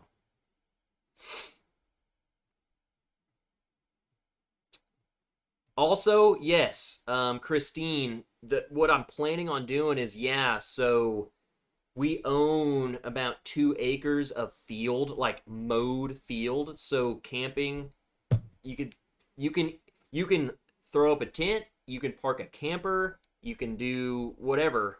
There's enough room for like everything. So that's my plan. Is kind of like anyone who wants to stay there can do that. Like you can just stay on the premises if you wanted, free of charge. I mean, there's no like, electric.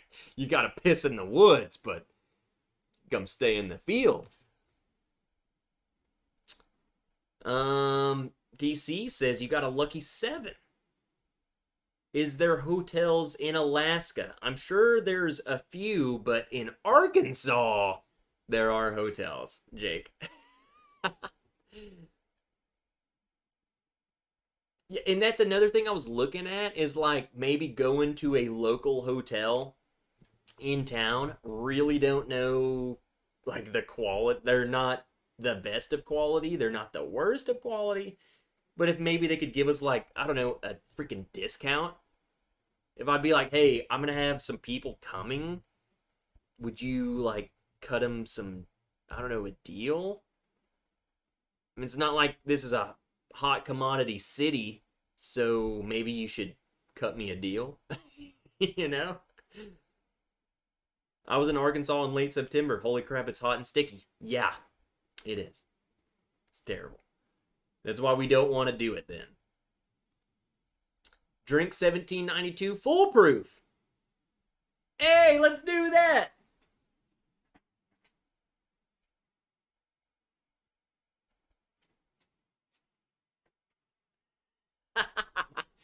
It's Friday. 1792 foolproof.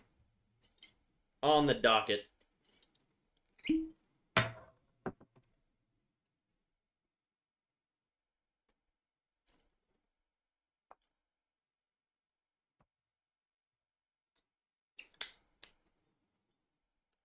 Trip, if I show up from Detroit, we gonna fight. Alright, let's do it. I'll freaking tussle you. I'll only fight you if it's naked.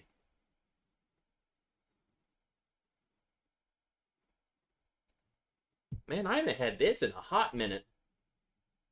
I usually don't reach for the foolproof anymore. Do they rent rooms by the hour? I'm sure they will. Anything.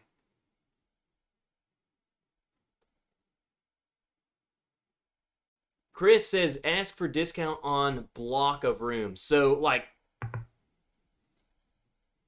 could I don't know how it works. I guess I could just go talk to him. I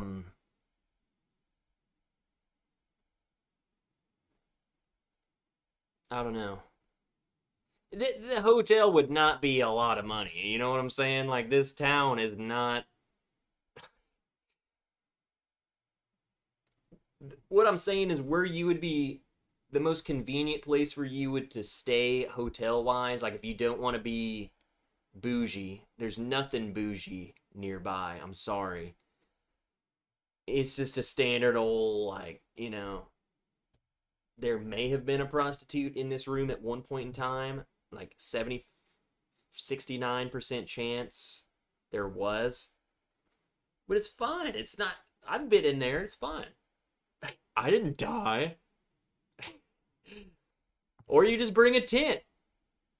Camp Wrench. I'm tenting. I'm sleeping in a dang. I'm gonna sleep on a sleeping bag on the ground. I ain't even gonna be in a tent. I'm gonna go sleep in the ditch. The ditch snitch. Bourbon bath.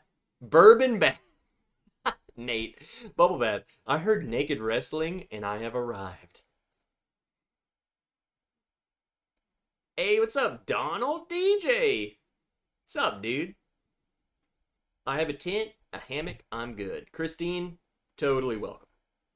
Can confirm prostitute activity. Don't ask me how. Seltzer Dan.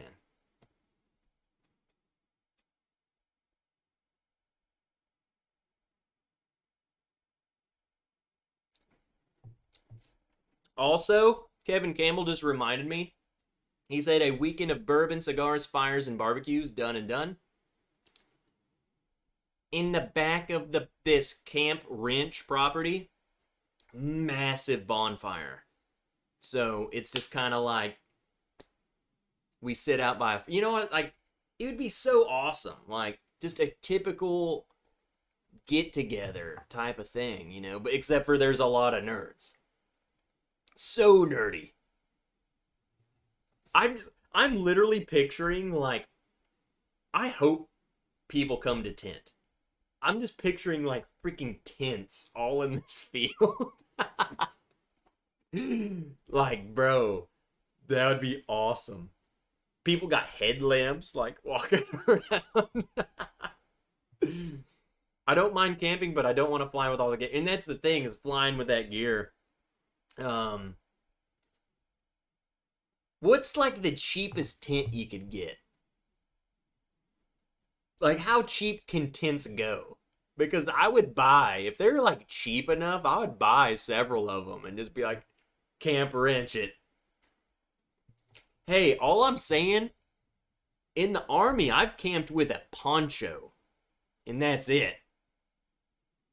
You know what I'm saying? Like, this ain't no freaking luxury. I got blankets. Oh, heck yeah. Dude, I'm so excited. We should just make it camping meetup, rent out a bunch of sites. I mean, shoot, we could do that too. Except for, like I said, this is like 2 acres of field we're talking about. It's actually more than that, because we own 2 acres, and then our neighbor owns the other plot. But he, guess what? He drinks with us. All I got to do is go over there and say, hey, you want to take a shot with me? And he'd go, yeah. And I'd say, hey, can I have people, like, I don't know, sleep over there? And he'd be like, am I invited? So we're talking like 4 acres. Daughter walked in with a caramel apple with peanuts. I was drinking Pinhook High Proof. Excellent pairing. I'll bring my telescope. There's no, I mean, you don't have to, but Seltzer Dan would 100% bring his telescope.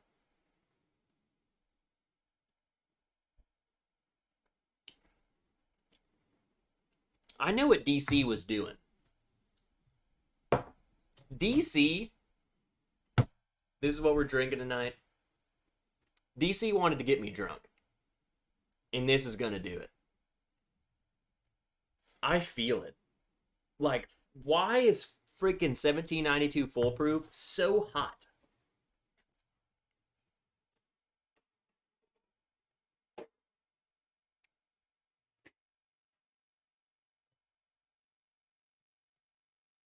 Dang, I thought that would help.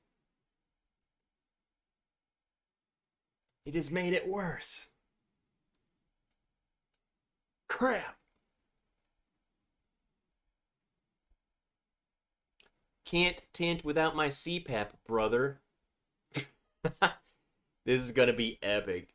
Trev, I'll just come down in my 40-foot RV for bourbon storage. We have enough room for it. I'm telling you. Hey, Trevor Kunkel, get off that goddamn tractor. Go get something to glass. Trev, try adding a little regular small batch to the 1792 Foolproof. Sometimes it takes it just enough to keep the proof high, but takes the edges away. I want to try that, Mark.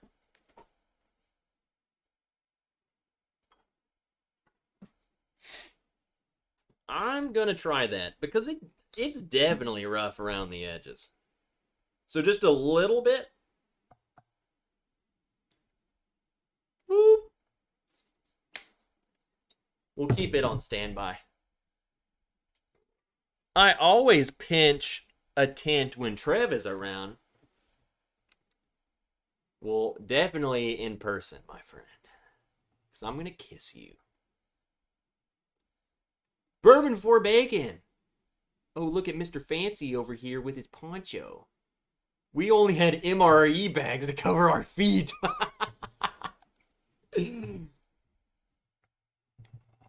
Okay. Back in my day, friggin', we didn't even have weapons. We just had our hands and sent us off to the enemy. You should add some Elijah Craig barrel proof. Might help lower proof. Hey, that's a great idea. Not the Elijah Craig barrel proof DC, you son of a great man.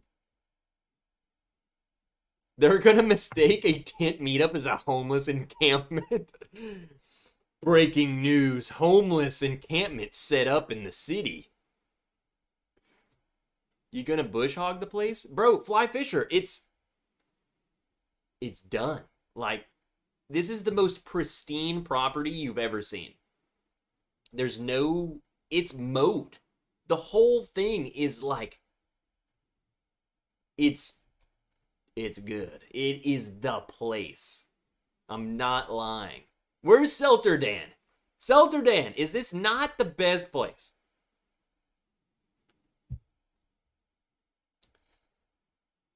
Is there going to be a piss log? Absolutely. I'll even dig holes to poop in.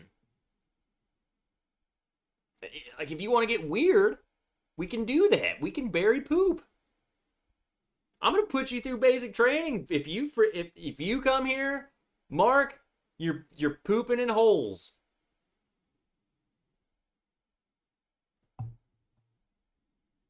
You ain't going inside.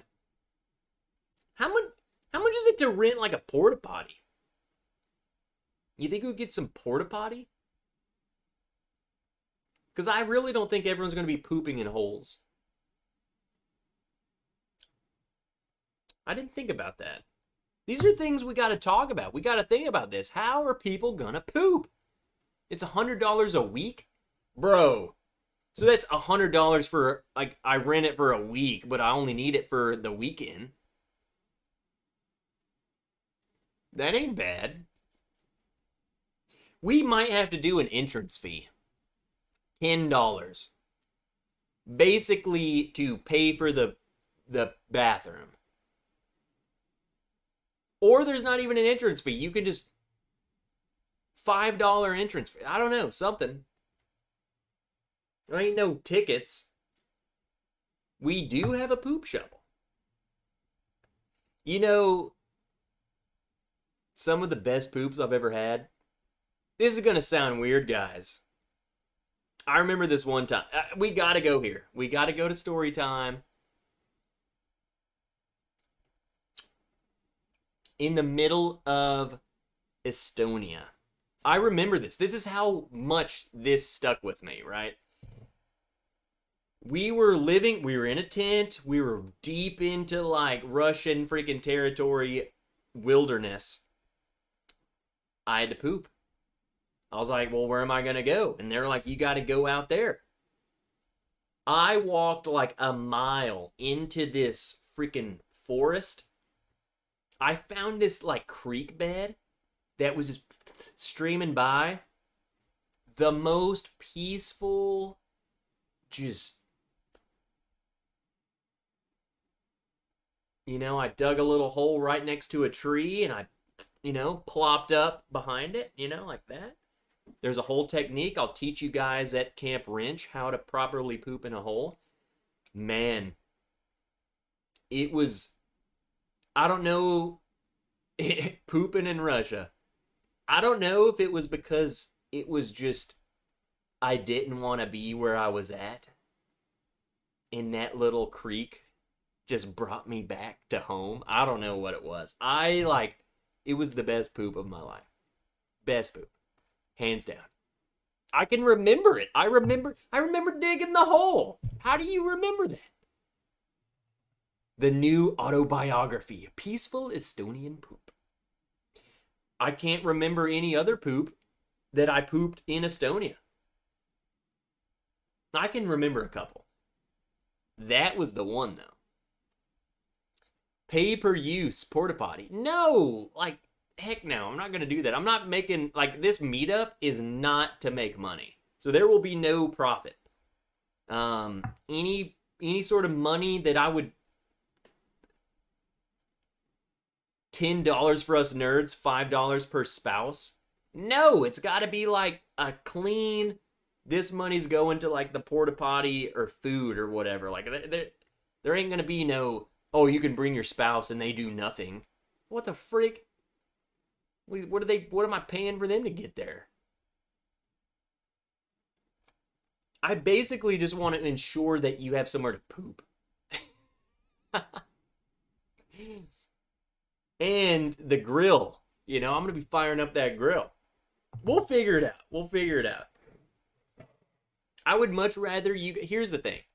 Let me just say this. I would much rather people who really want to do something like this spend their money getting here than, like, getting in or a ticket. Like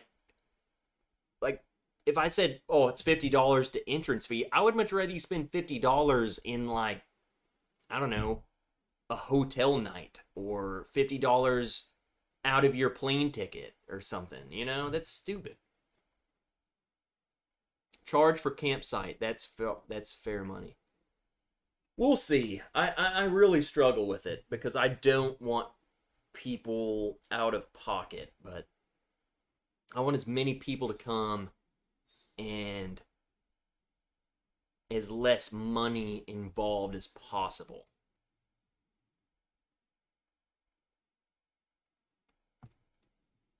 I gotta find the balance, though. I remember last week's stream. Yeah, I was jacked up last week. Not gonna deny it. So wait, in our case, who is the nerd and who is the spouse? Mark is the spouse. Christine is just the perfect angel, all things around, right? Donations from your local bourbon store. I've thought about, like I said, guys, this is all a work in progress. In fact, this whole last segment of this freaking thing has just turned into this meetup. But I've thought about, like, going to, like, Rocktown,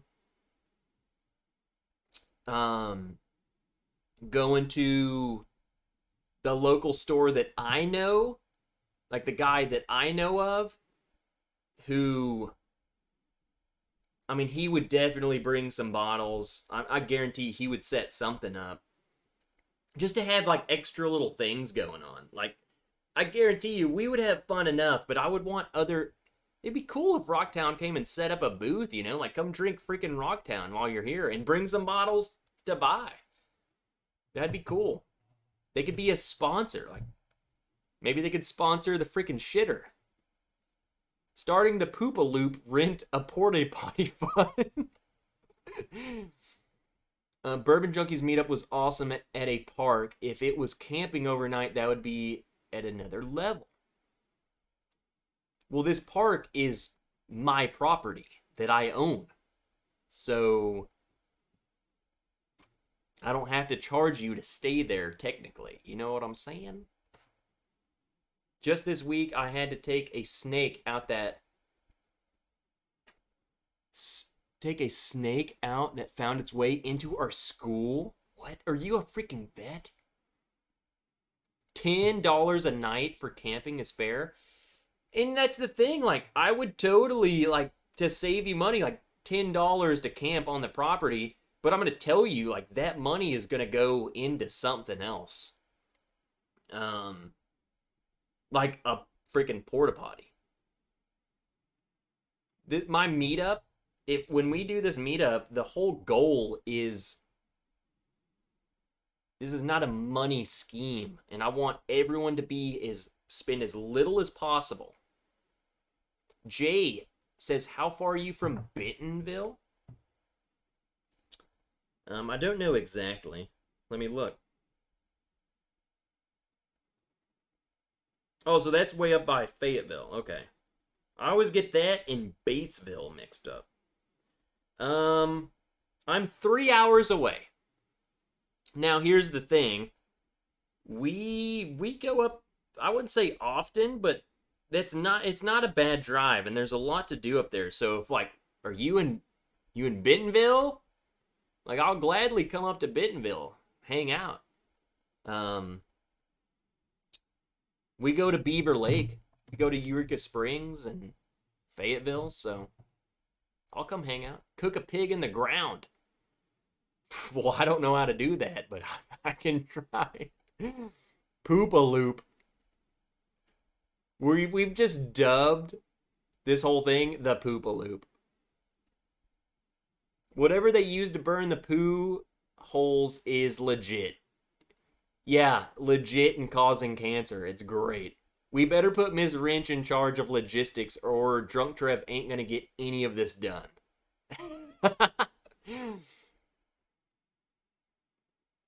I'll start looking into local port. I need a notepad. Hold on. Hold on, you son of a bitch.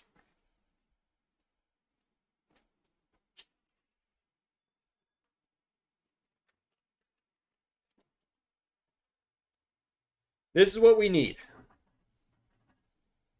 We need to look up local hotel. We need to look up Porto John. What else would we need? I mean, I feel like that's it. Story time, Shane. Are you talking mad freaking crap? Jeb Singleton, the horseflies at Beaver Lake should be on a terrorist watch list. Dude, when I went there was nothing. They were fine.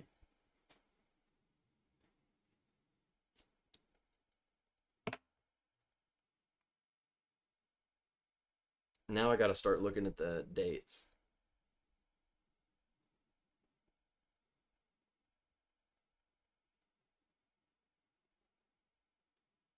Freaking schlong. Food trucks. I mean, hey, Chris, I'm just gonna write that down too. Because there is a local little park. Not many, but there is a little park and like 3 or 4 food trucks regularly set up there. I guarantee you they'd come set up. They'd come set up. So I didn't even think about that. Having them like being like, hey, we got a free spot. There's gonna be a bunch of people, a bunch of drunk people. We're gonna like at least one truck, like at least set someone up.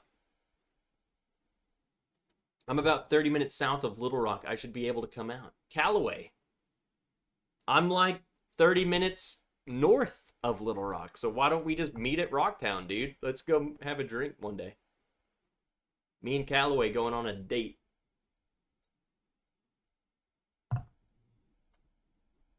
A banjo player. So I'm going to write Dan with guitar. He doesn't play banjo, but he plays guitar, so we need him to come. Portable showers?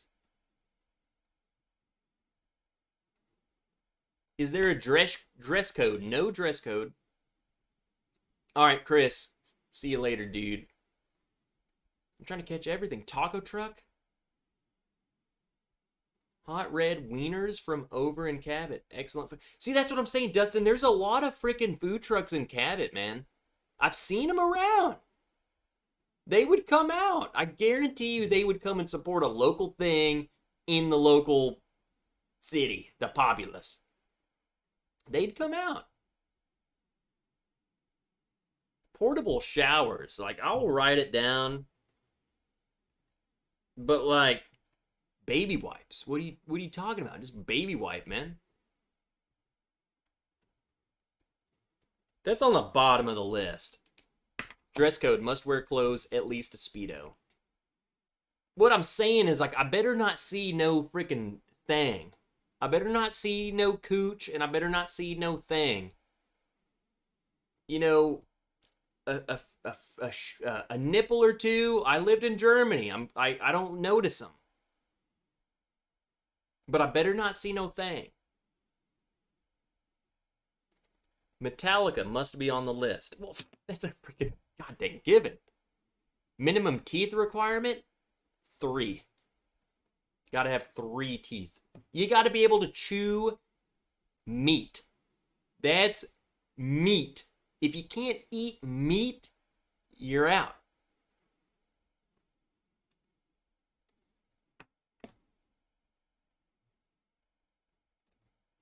This ain't no mashed potato party. Water slide?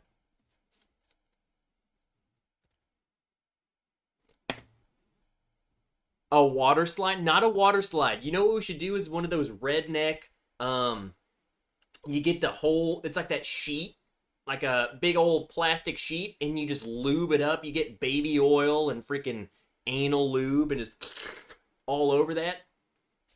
Have you ever, it's that video,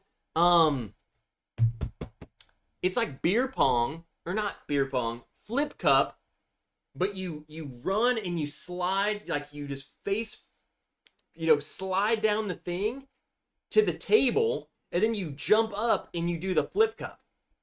Have you ever seen that? Has anyone ever seen that?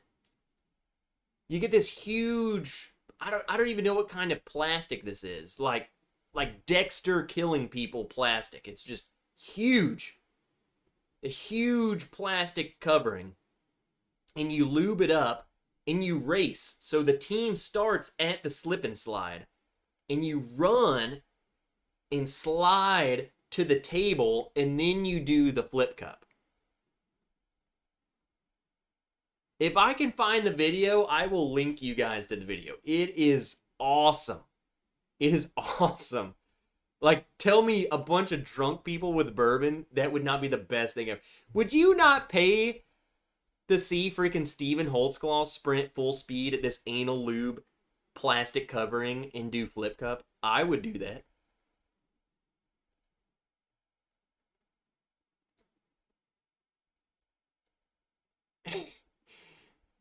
Let's see. Hey, what's up, Leslie? Heck yes, all you need is a bucket and a bag, or a shovel and a hole, nothing to stream good company and good drinks.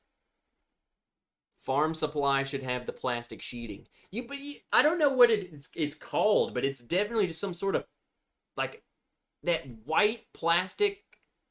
I don't know what it's even really used for, other than covering up crime scenes of serial killers, but it just looks awesome. Visqueen? Is that what it's called? Shane said Visqueen, and I don't trust him with anything, but Noah said it too, so it must be true.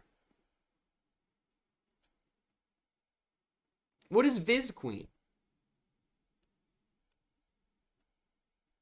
Dude, if that's what it is, I don't know, but it's like a plastic sheet covering rows of plants.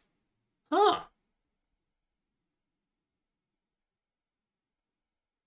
Well, hey, that's what you do, and you buy a huge thing of it, and it's like you get 2 people, you get 2 rows of people, so it's a team, and you start on one side of it, and you run, and then jump, and you slide all the way to the end of the sheet, and at the end of the sheet is the table with the flip cup.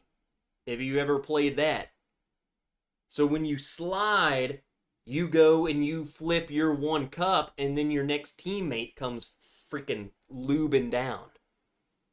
It's crazy. Justin Sitko, he came in. You're an hour late from this review. But to recap, Justin, if you like Midwinter's Night Dram, it's a must buy. If you've never had Midwinter's, must buy. There you go. I think it's really freaking good. It's very sweet rye. The finish is crazy.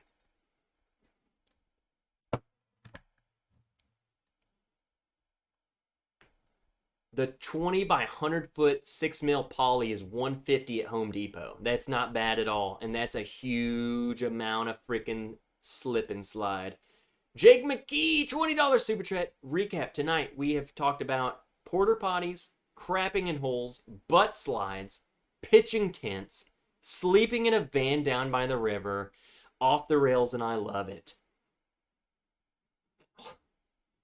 We're not off the rails at all.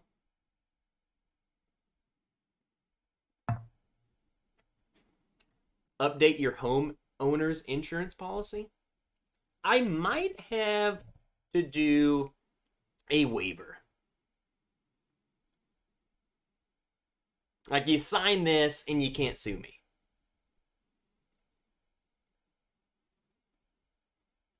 Trev has also tried like 4 bottles. 1, 2, 3, 4, 5, 6, 7, 8, 9 bottles. Mark, you owe me another pour.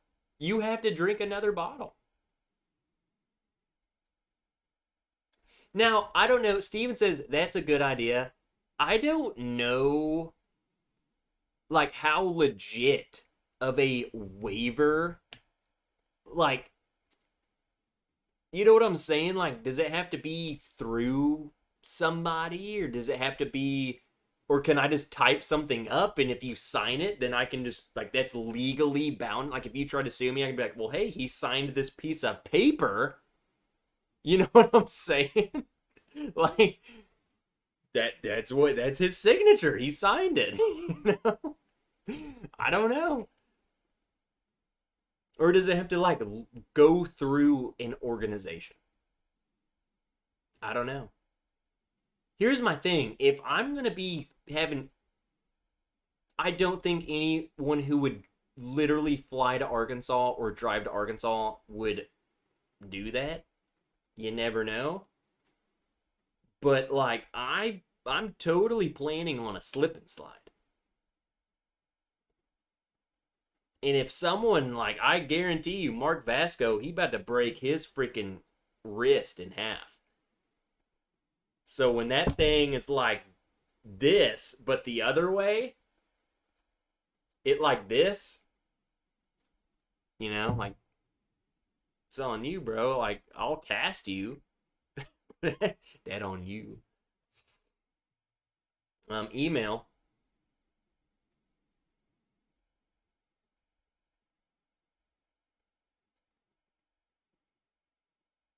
Yeah, Dylan. Okay, so Dylan just emailed me some other good things I need to write down.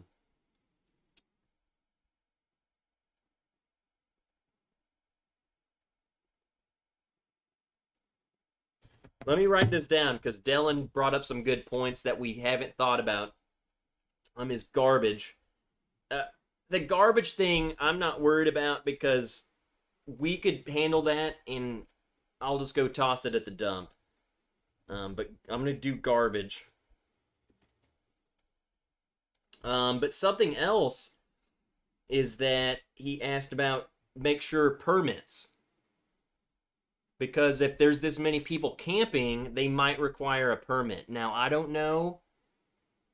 I have done events in my area, not my city particularly, but in close by areas. And we've camped out, and it was nothing. It's just like, this is your land. Like, whoever's there, like, it's you. You know what I'm saying? Like, that's your land. I don't give a flying cock who's there. But it might. Now, I think where I'm at, I don't think that would be an issue at all. All you have to, you just say, it's my house. Like, that's my field. You can go F off. Like, how about you step off of my land? How about that? But I'm going to look into it just to make sure. So, permits.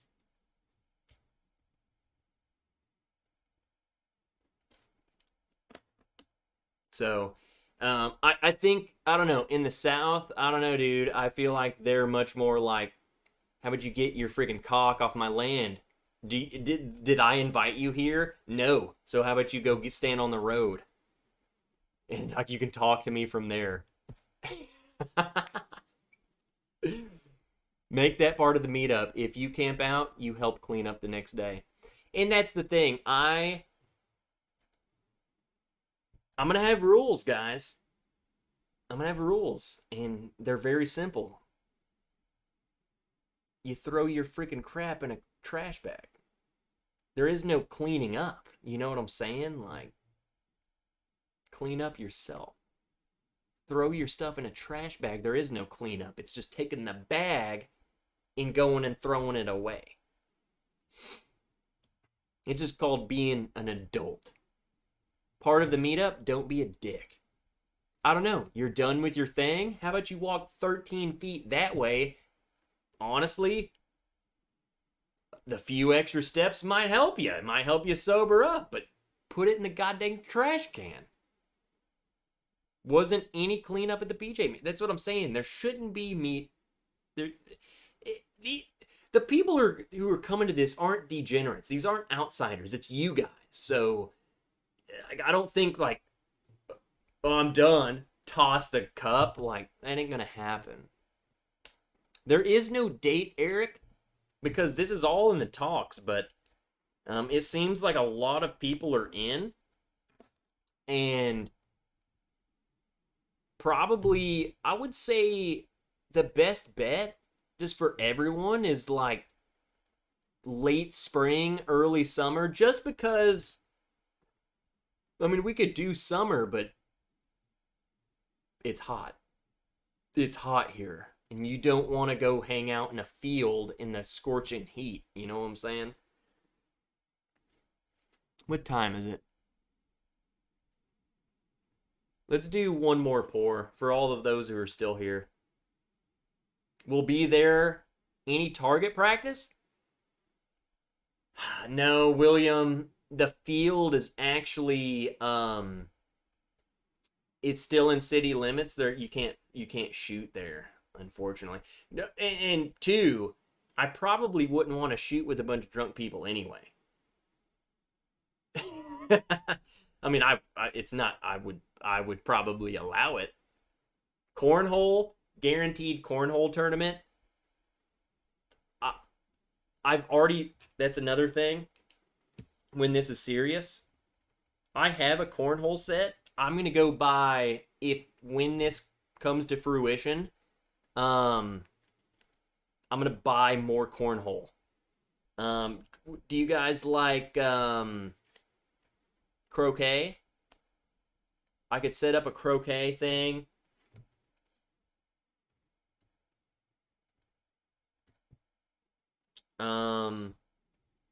We could have a dart tournament. I'm just writing ideas down. Like, there's a lot of games that we would do. The cornhole is big. Beer pong.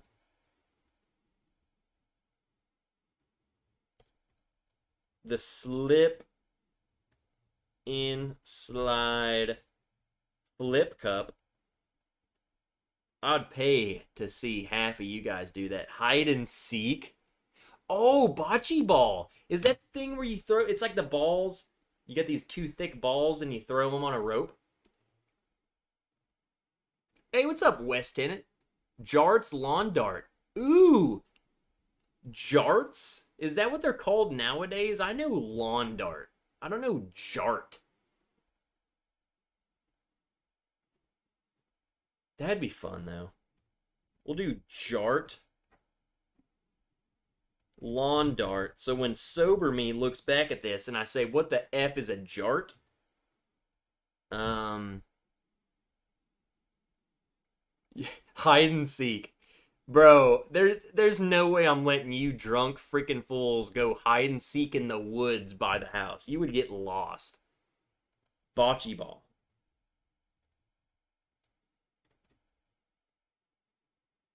I mean, that's, dude. We need to do food truck, local hotel. I need to look at cooking too. Something I can mass cook. Like cheap steak. I could go to the local meat market and see if they give me a discount. Be like, hey, I'm about to buy a whole cow. Any scary animals in Arkansas? Christine, yes, but not in this field. Like, they're not gonna bother you. Like, the scariest thing you won't even see this, but like a raccoon. You're not gonna. Oh, that's ladder ball. I like ladder ball. I'm putting ladder ball down. Bocce ball is throw a big ball at a little ball. The F is that? No, Razorbacks don't exist. Don't even know what that is. Armadillos, I've only seen dead ones or ones running off the road. William Reynolds wants strip poker. Christine, you're the one lady here. Unless William Reynolds wants to see DC friggin' stripped down. Talk to Kelsey for the meat. That's right. Kelsey has a meat market. I'm writing all of this crap down. We do have a pond, so fishing is up for grabs. There is a pond. You can only cook, like, we could literally cook crappie, brim. We don't cook the bass. We don't catch and cook the bass. It's only the crappie and brim. They're like however many you want. That's it. Like, dude, fly fisher, you don't even need to do a fly rod, dude. Just bring a freaking hook in a worm and catch. Like, these things are crazy. Hey, what's up, Truman? You missed Fresh Crack Friday. I fresh cracked everything, but Truman, what I will tell you, what I'll give you is you pick my next pour. How about that? Since you're so late and I've been wanting one more pour, if you pick one and I have it, and if you drink it, we'll do it. What was on the fresh crack list? We did Remus 6. We did Smoke Wagon Rye. We did F8 BRT 1 and 2. We've done Penelope Tokai.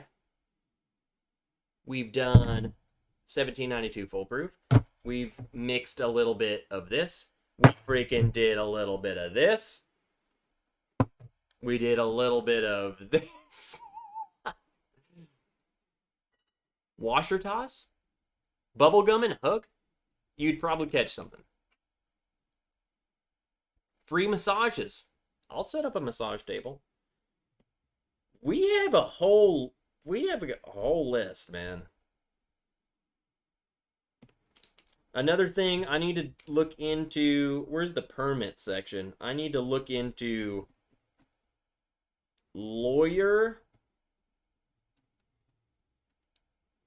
waivers. Because I don't know. Still looking for those midwinter and the makers in the midwinters. Grenade toss? Yeah, Steven, we'll get together. I feel like, I mean, you know exactly. Again, Trev is the man of the people, writing all this stuff down. We have a whole freaking sheet of stuff. I know a divorce lawyer. I mean, they could probably tell me, like, I don't know. Dude, I'm going to tell you right now, Truman, I'm not pouring Weller 107. I do not want to drink that. I just don't. I don't care. I do not like it. It's fine, but I just. I'm gonna grab something else.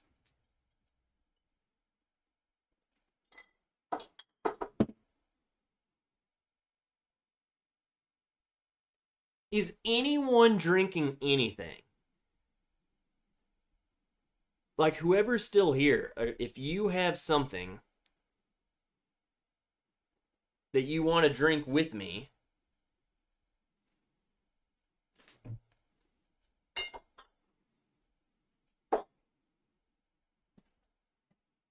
Barrel Batch 33. That's what I have. Just killed my Blantons. Ooh, Donald's about to crack that Younger. McKenna, Michter's Rye, Barrel Strength. I can't do the McKenna because my bottle's almost empty and I have to save it for a video that I'm planning on doing. As funny as it is, Blanton's. So if Brian just killed Blanton's and Steven's drinking Blanton's, that's two people drinking freaking Blanton's.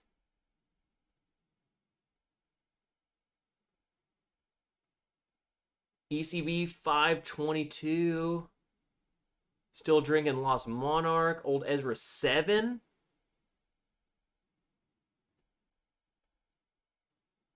Staggy J? Nah, DC. I ain't drinking no Staggy J, bro. Castle and Key Weeded? I don't have that. Wes Tennant. Have I said hello to you, Wes? Oh, okay. Here comes that Leonardo DiCaprio freaking meme again. Stephen Holtzclaw. Had some seagrass 20 year earlier.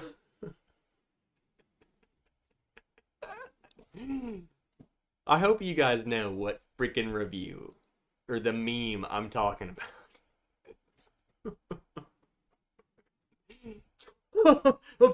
20 year. The Claw. Hey, okay, Wes. What is Wes drinking? Oh, I was gonna say, well, I'll drink what Wes is drinking. I don't own that. How about this, Wes? Pick any other bottle, and I'll drink it if I have it. Your call. I'll give you a review for missing you. How about that? Shut up, Truman. Your call, Wes. Mellow Corn, says James. William said, how about Angel Envy? Shane, Canadian Club. Yeah, whatever Wes says, I'll do. It's his call. I'm putting the pressure on him now. No, Mike, your name's not Wes. New Riff, Malted Rye 6-year. Wes, pick again, dude. My collection's not that extent. We're going to keep going. What else do you want to say? I don't have that. In fact, I don't have a single New Riff. They don't sell it here. I don't own any New Riff. We don't have it. We do not have New Riff here, which is crazy. Jam Beam White Label, or you want me to die? Blend all the new fresh cracks? Jesus.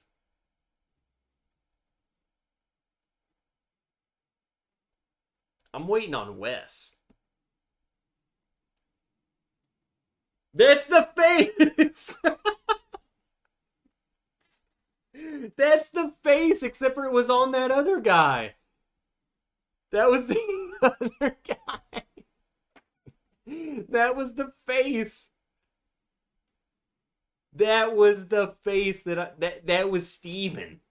The 20-year. Oh my god. How'd we like the Remus 6? It's not worth the money, dude. I like it. I don't know what you can get it for. It was $120 for me. Not worth it. Rare Breed Rye. Okay. Wes has spoken.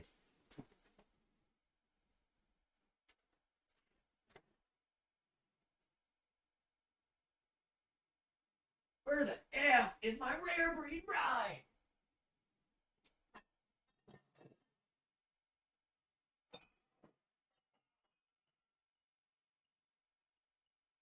This has kind of been a rye night, so I mean, honestly, I'm kind of cool with it. We've drank so much rye. And we'll do for Wes.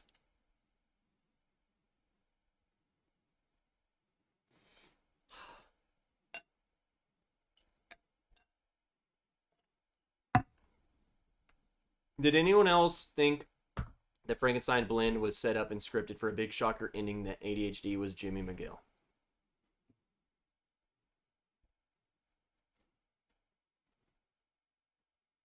I don't even know what you're talking about. I'll be honest, I have tried to stay away from as much whiskey tube as possible lately.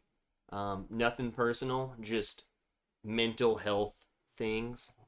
So I have no idea what you're talking about.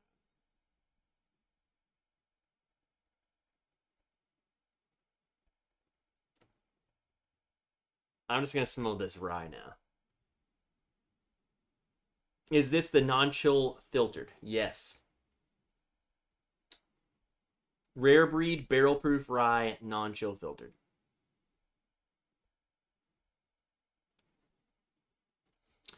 I don't know. It just kind of personal, just anxieties and stuff like that. I've had to just take a step back from other whiskey tube. I mean, I spend so much time editing and reviewing my own stuff, and like, I don't know. I've had to try and stay away, like, not because I want to, but because I feel like that just is the best thing. So I just think work has been crazy, and I'm already stressed with that, and then I come and I just get more stressed coming home, and I don't think that's the way it should be. So, um, like, I don't know. It's even just watching another. I don't know what it is. I think it's just. I don't. What do they say? There's a good old saying, right? Um, you don't I don't look at other people and like compare myself or think of it as a competition or whatever, but it's definitely a mental thing, especially as a content creator. There's the saying that I've just like I heard this saying and I had to take a step back. Um it was like comparison is something about, I don't know, comparison is something to do with your happiness. I don't know. I can't think of it, but something along those lines. And I think I as a content creator, you go into these other channels and it's just, I don't know, it screws with your psyche for no reason. Yeah, comparison is the thief of joy. That's what it is. And I just think, I don't know. I think it got to the point with work and all this other stuff and these high anxieties that, do I try and compare? No, but that just was what's happening, and like I just had to be like, I can't do that. I'm not gonna do that. So I just kind of took a step back from like, I would rather spend my days where I'm not working on a video or I'm not doing something related to my channel, like spending time with Sarah or spending time cooking. And it's like I got a lot of things to focus on, and you know, I'd rather do that. I'd rather, I don't know. I can't please everyone, and I'm not going to ride no coattails. I'm not going to suck up anyone's nuts. Like, I'm going to do my thing, and the rest of the time I'm going to spend time with my family. So my family. It's Sarah and Willow, the dog. I still pop in streams every now and then, but it's definitely, it's not like it used to be, for sure. So I enjoy the content here. Hopefully it doesn't turn into a job and stays a passion. And you know, that's the thing, dude, is like, that's why I had to, I don't know. My work, my videos have never felt like a job. But when I put out a video and then I go and see like 13 different channels put out like 2 videos or something, it's like comparison's a thief of joy. I'm like, am I not doing enough? And I just not gonna do it. I'm not gonna even, I don't want to even see it. Just from that aspect of it. Because I love making, I'm telling you, if you, I don't know, I don't want to like, I'm not sucking up my own self, you know what I'm saying? For one, that's not even possible, but two, like, I have a lot of fun making my videos, and I think even if you don't even care about what my video is about, I think I edit them enough to where they're fun to watch. And that's because I am passionate about it. I'm passionate about putting out a cool, funny, whatever. Oh, it's possible, Trev. Ask Joe. He knows. I don't know. I just sometimes you gotta know. Sometimes you gotta. I'm in a good place right now. I'm in a good place. I had to take a step back. I mean, shoot, a lot of you probably remember me just being the wrench. I'm wrenching every channel. I just can't do. I cannot do that anymore. I cannot be in all these channels and see all these people doing all these things. It's just, it's not healthy, man.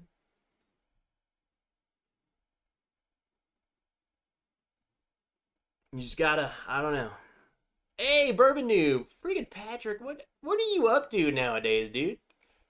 I feel like you're making moves. Where are you at now? You just like, where did you just go? You do more than enough. You guys, you don't have to like, you guys are just pulling at my heartstrings.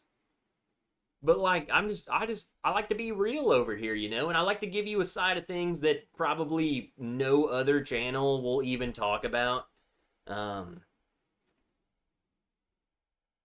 don't know. I don't look at this because of, I don't know. I don't know what other, I don't care what other people look at YouTube being. I don't care if they, I don't know. Maybe they want it to be that's their source of income or what. I don't know. I don't care. For me, I love putting out video. I love expressing myself through a video. Like half of the time, I don't care. Like it's Maker's Mark. Today's video, it was Maker's Mark. So I was definitely excited. So you could probably tell when you watch the Maker's Mark video I did is very, I'm just loud and happy and whatever, but it's the editing and it's the things that go into it and it's the cuts and it's the zooming and it's all that bull crap that no one probably even thinks about. That's my way of expressing myself. That is like a creative outlet. And it's fun. It's fun to sit here and edit this video in a way that I hope that someone watches it and be like, dude, that was kind of funny.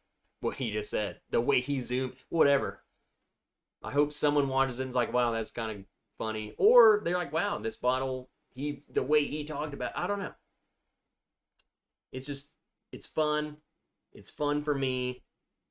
And I think if you chase anything other than that, then you're in it for the wrong reasons. And that's not what I'm in for. So you love being a storyteller, and I deeply appreciate that. I love telling stories. Telling stories is like, I don't know, Mark, have you ever just like reminisced? Feels good, you know? even if Mark and I sat down and I interviewed Mark and I just said, "Tell me about your upbringing, what makes you you," I guarantee you'd freaking you just have such a great time telling me about where you grew up and how your mom probably beat you with a freaking switch because you're a little cock.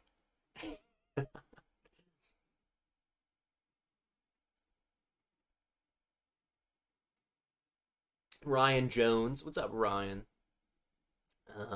You are by far my favorite YouTuber, and it's because you are authentic among giving quality content. Keep it up if it makes you happy. Well, hearing stuff like Ryan Jones just suck up to me. It makes you feel good, but I'm glad that someone does watch what I do that I've spent way too much time on. Enjoy it. Just a fun fact. I was off work today.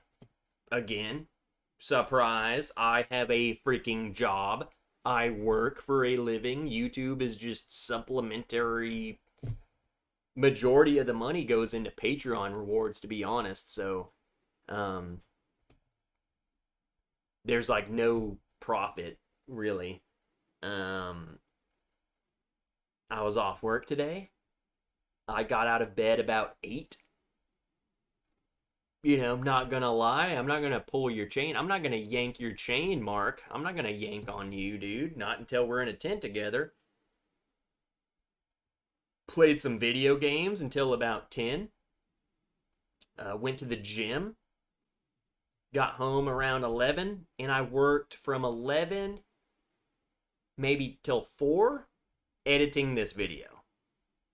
I had to figure out how to get this freaking A10 Warthog video to play in my Makers video. I had to shoot B-roll, which was not turning out good. It's probably good for you, but to me, I was like, bro, this is sucking. I gotta reshoot my B-roll. It's just bull crap like that. You have a job? Trev, I have more than 100 times needed x-rays. I appreciate you. What? Why have you needed that many x-rays? My dad made us pick out a stick from the tree and carved the branch in front of us. What? I don't know what's going on there, Truman. I'm kind of scared for you. Dell and Trev, if we ever meet, I'll tell you the story of me falling 3 stories off a building. Yes, I bounced back. Dylan, how many bones did you break? A wooden spoon, but yes, I got some smackings. Thanks for providing a drinking buddy on Fridays. Used to watch other whiskey YouTubers, but you keep it real. Thanks. Well, I don't ever want to compete with anyone. You know what I'm saying? Like, I want people to go where they want to go, and I encourage you to go to ADHD Whiskey, who's live right now. But if you want to stay here and hear me freaking ramble, then here I am. It's what I do. I got feelings, Trev, no joke, always look forward to seeing your stream and shenanigans on Friday. Completes my week. Thanks for that. My wife is starting to watch now too. Well, freaking Miss Fly Fisher. What is a fly fisher? She's probably a...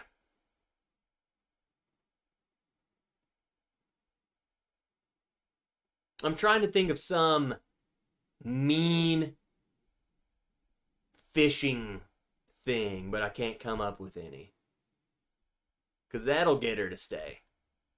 We pick on her a little bit, Truman, $10 super chat. Well, heck yeah, dude. Thank you for the $10. That's gonna go to the porta potty for sure. Sorry you missed out on this 107. You were talking about switches earlier from previous comment. Boo, the 107. Agree with Flyfisher. Your stream is a light at the end of the tunnel. Kevin, shut up, dude. I know you know. I know that you mean that. J Day. J Day. I don't think I've ever said your name because it rhymes and it's just so fun to say, J Day. Checking in, Trev from Dallas. Dude, you're right down the road. Patrick is here for me. Oh, shoot. Okay. Two things. Eric Gunderson, $20 super chat. Trev, keep doing what you do. We will keep joining you here. Well, Eric, I'm glad. I'm glad to see you again. I hope you're... I don't know. What have you been up to, man? Let me know what you've been up to. And then Steven just gifted 20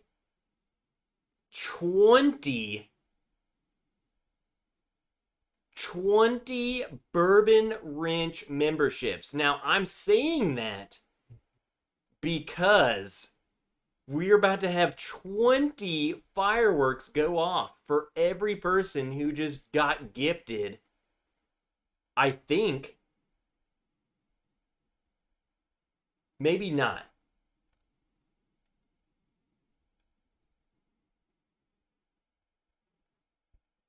I don't know. Last time it did that. I don't think it's doing it this time. Thank God.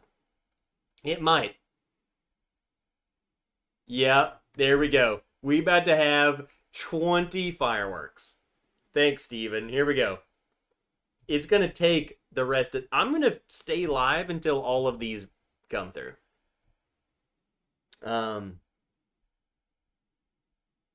So now all of you fools have little wrenches next to your name. So...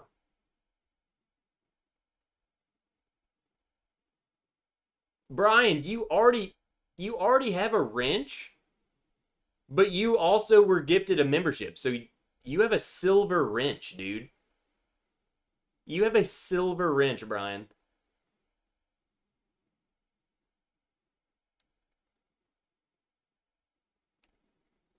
Yeah, the memberships are in green.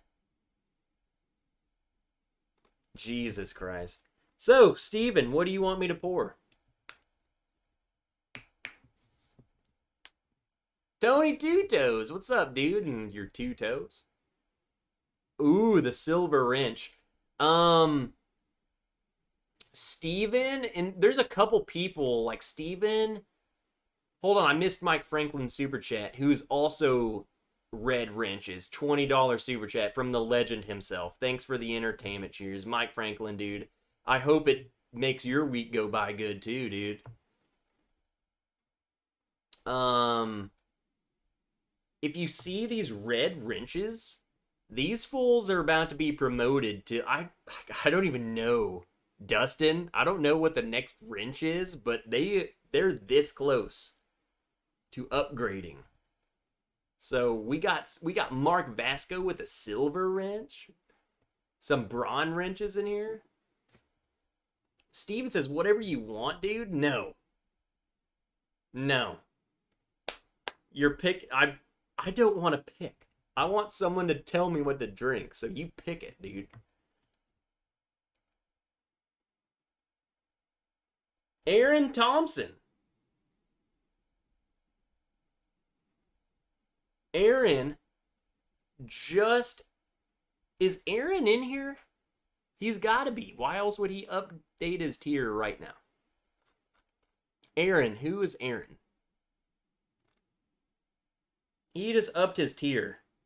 I think Aaron saw this freaking cool Bourbon Wrench hat and was like, I need some of that, man. Find something special from Knob or Maker's Cabinet. Okay, so Aaron, it's the same photo.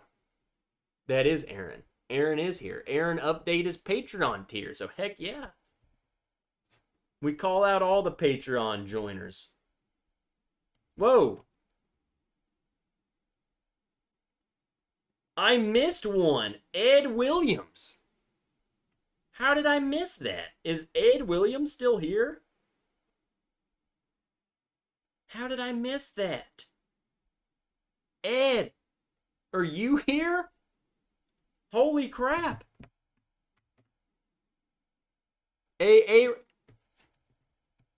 Is there an Aaron here?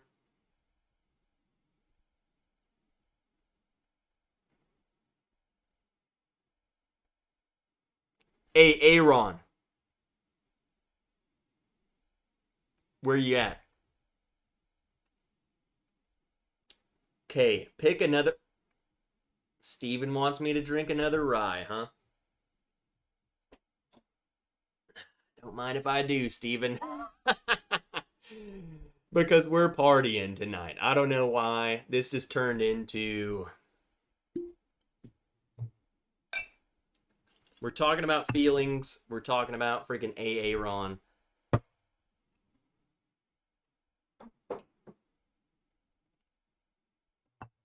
And Steven's fireworks are freaking still exploding.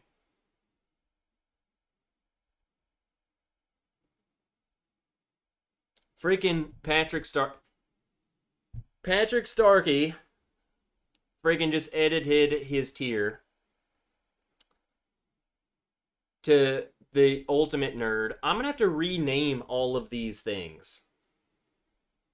Glad you're here, Patrick. Again, like you were here, but now you're here. And then Christine, you know, Christine, I really don't know what you just did. Because you did the yearly thing? I don't know. Thank you. I freaking love you. You're amazing. It's just a big number. You edited from a big number to another big number. Christine, I love you. No, Steven, this is the Act 10, which, by the way, just fun fact, this is probably what I'm going to review next. I did the makers. That will be published first. And then probably the video you'll see after the makers is this Act 10. Which...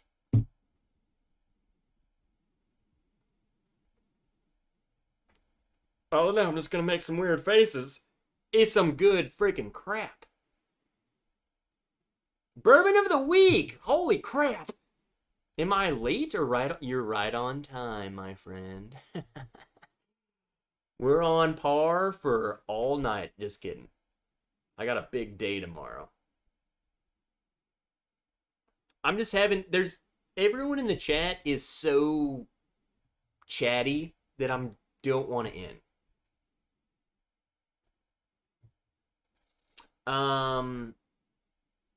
I love you too, Pat.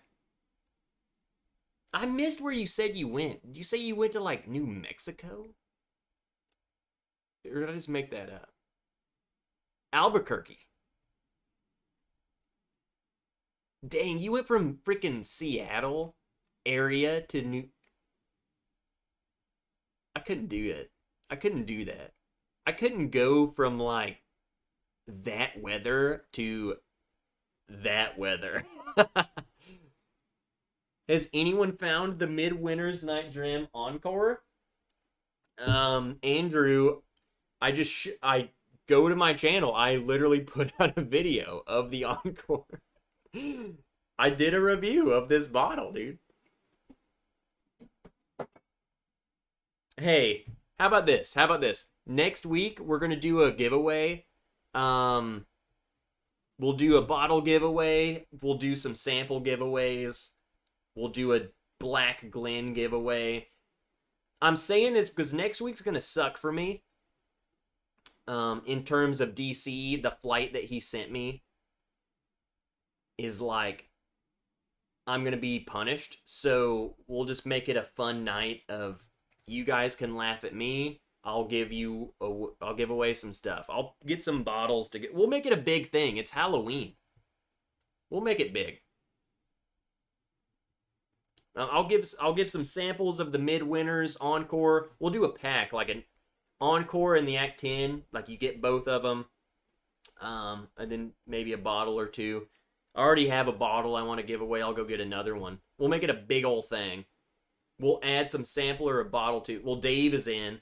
Dave always freaking adds. Dave's a freaking legend, man. We'll make it a big night. It's Halloween. I'm dressing up. I'm going to be in costume. Next week's going to be fun. We should make it big. We should make it a fun thing. I can get those Smoke Wagon spooky bottles all day long. You mean the Halloween ones? Those are so cool. Like, that's marketing 101. That's how you do marketing. They do the Christmas, they do the spooky ones. Dunny, yeah, the Encore was distillery release only. Luckily, I got some friends in some low places, aka at the distillery. Well, that just sounds bad. That sounds like the distillery hooked me up.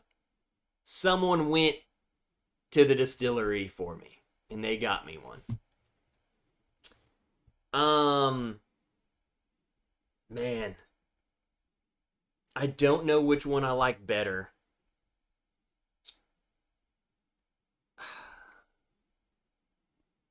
I think what I'm going to have to do is during my Act 10 review video, I will have to pour the Encore and side by side it, because I drink the Encore and I'm like, dude, this is the best thing I've ever had.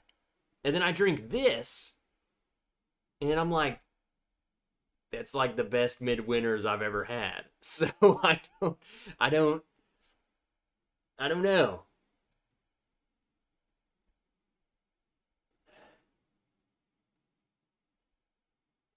It's like this is much more raspberry cookie. Like raspberry dessert. I don't know many raspberry desserts, but that's what this is.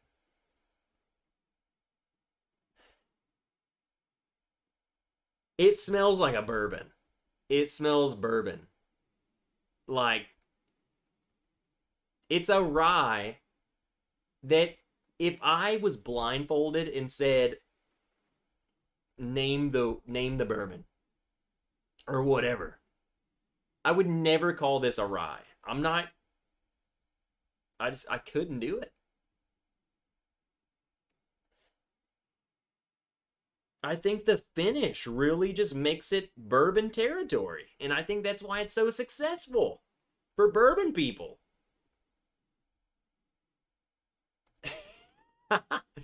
I'm not reading your comment, wise guy. It's definitely me, though. I'm just listening to the chat play by. This is why I love your streams, dude. I can tune in and hang out while my dog wears out her remaining baby teeth on my forearm. Still waiting for Act 10 to drop here, hoping I can get out to get it when it drops. Well, I'm telling you, Mark, if you can, here's a little spoiler before my review even drops. It's a must buy. But then again, like, that's coming from a guy like me. If you ask someone who drank like the batch 4, 5, and whatever, like back in the old day, I don't know. I don't care. I don't give a piss what those tasted like. I care about what this tastes like. This is not a rye. This is like the most bourbon tasting rye ever, and it's delicious. So, I would say, you know, Mark, I don't know. Have you had the other acts? I have the 9, I have the 7, and the Encore. I've tried the 8, and I think I've tried the 6. Anything before that? Don't know.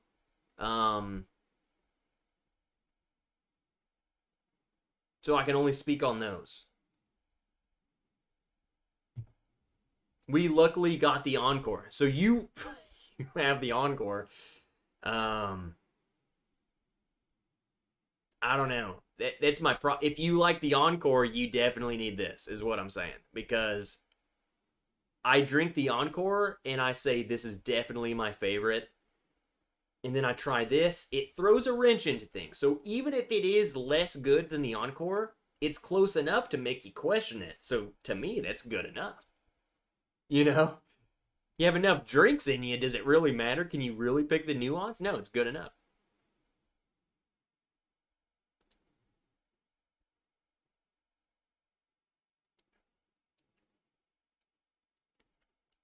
I think why they go so good together is because they show the two ends of the spectrum. So the midwinter, the Encore is the white port, the 10 is the red port. They're almost like equally as good, but on the opposite ends of the spectrum, if that makes sense. This is much more raspberry, whatever, dark fruit, and then the Encore is much more peach, apricot, white fruit. But they're still equally as good, If you got a peach that was 10 out of 10 good and a raspberry that was 10 out of 10 good, how do you compare? You can't compare them.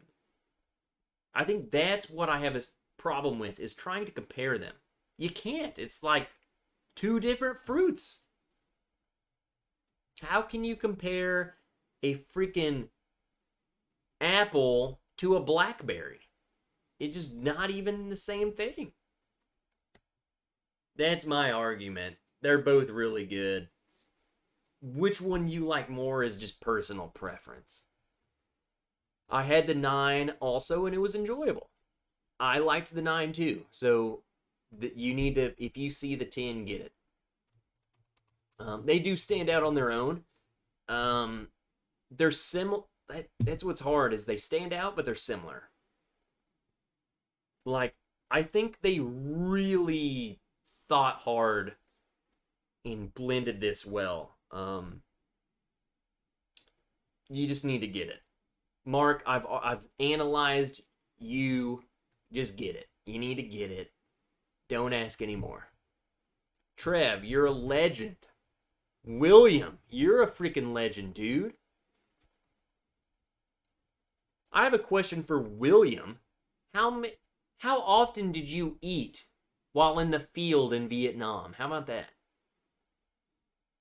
Because then you're going to find out I'm not a legend and you're a legend.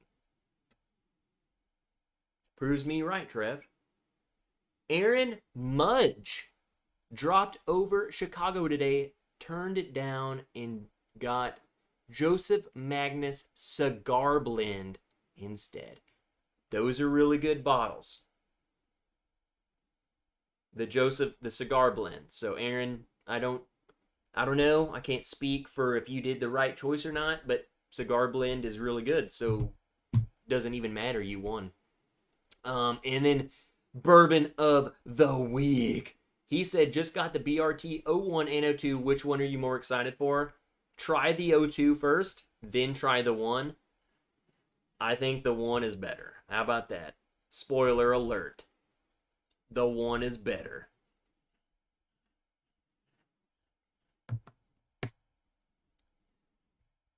One thing I do know, I will be getting a Remus Gatsby. Excited to try it and see how it compared to real repeal badges. Mark, I don't know if you noticed or if you heard. Hey, come here. Come here. Wait, we're on Patreon.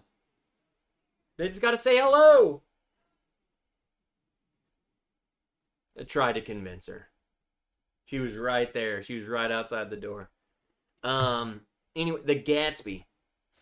So, I don't know if you heard me say this, but I got this in a raffle. When I got called, it was this, and then they had a freaking Gatsby up there. And I almost, I was this close to going and getting the Gatsby. It was $250, and I don't know. I couldn't do it. I couldn't do it. Especially after coming off of the, Remus 5. I just couldn't do it.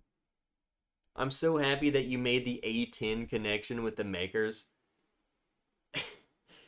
I'm telling you, in the video, spoiler alert, there's a gun run. Zzz, in my video. I just found a clip on YouTube and put it in the video. Because for the people who understand that, they would think it's funny. And the people who don't, they would just be like, The F is wrong with this guy? I might keep watching the video.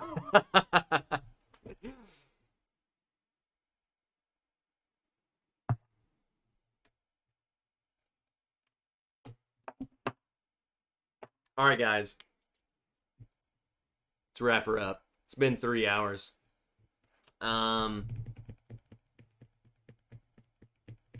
Maybe we can try and squeeze in a Patreon stream Sunday. Maker's Mark review video coming out probably early next week. And next Friday, I'm just saying, like, if you want a sucky stream for me but a fun stream for you, you should probably come next Friday. We're gonna have big giveaways and a lot of cool stuff, but a lot of torture.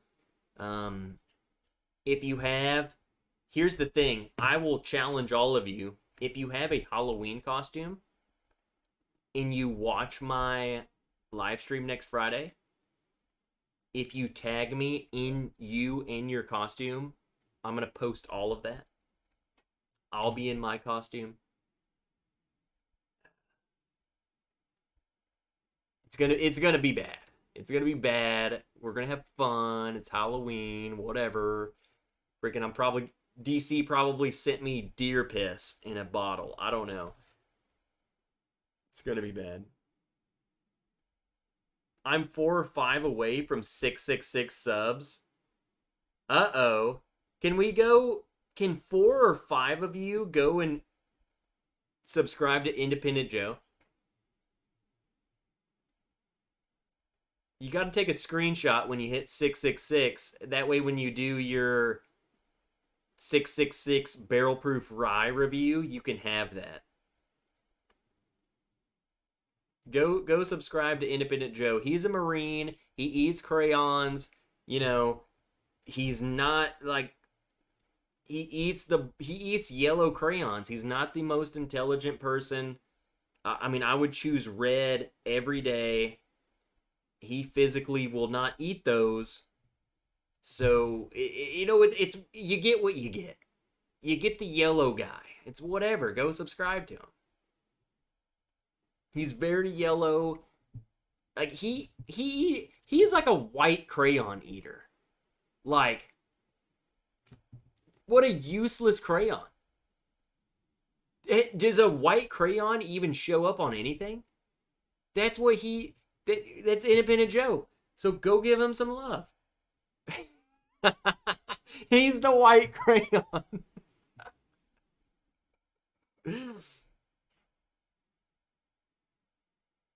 Alright, guys. Freaking love you guys. Independent Joe, seriously, dude, thanks for, like, you've been shouting out all my links all goddamn night long, so seriously, go hook him up, man. He's a good dude. He's a really good dude.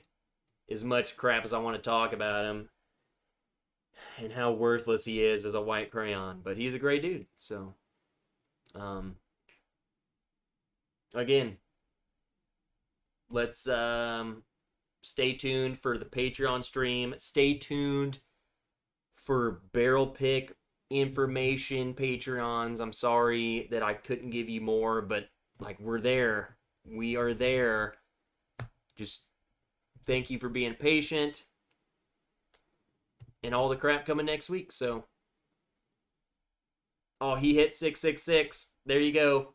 Barrel freaking video tomorrow. Happy Halloween, sucker. Alright, I freaking love you guys. If ADHD's still live, go tell him that Trev sent you. Nice and primed, drunk Trev sent you. Wherever you go from here. Freaking love you guys, so. I'm out of here.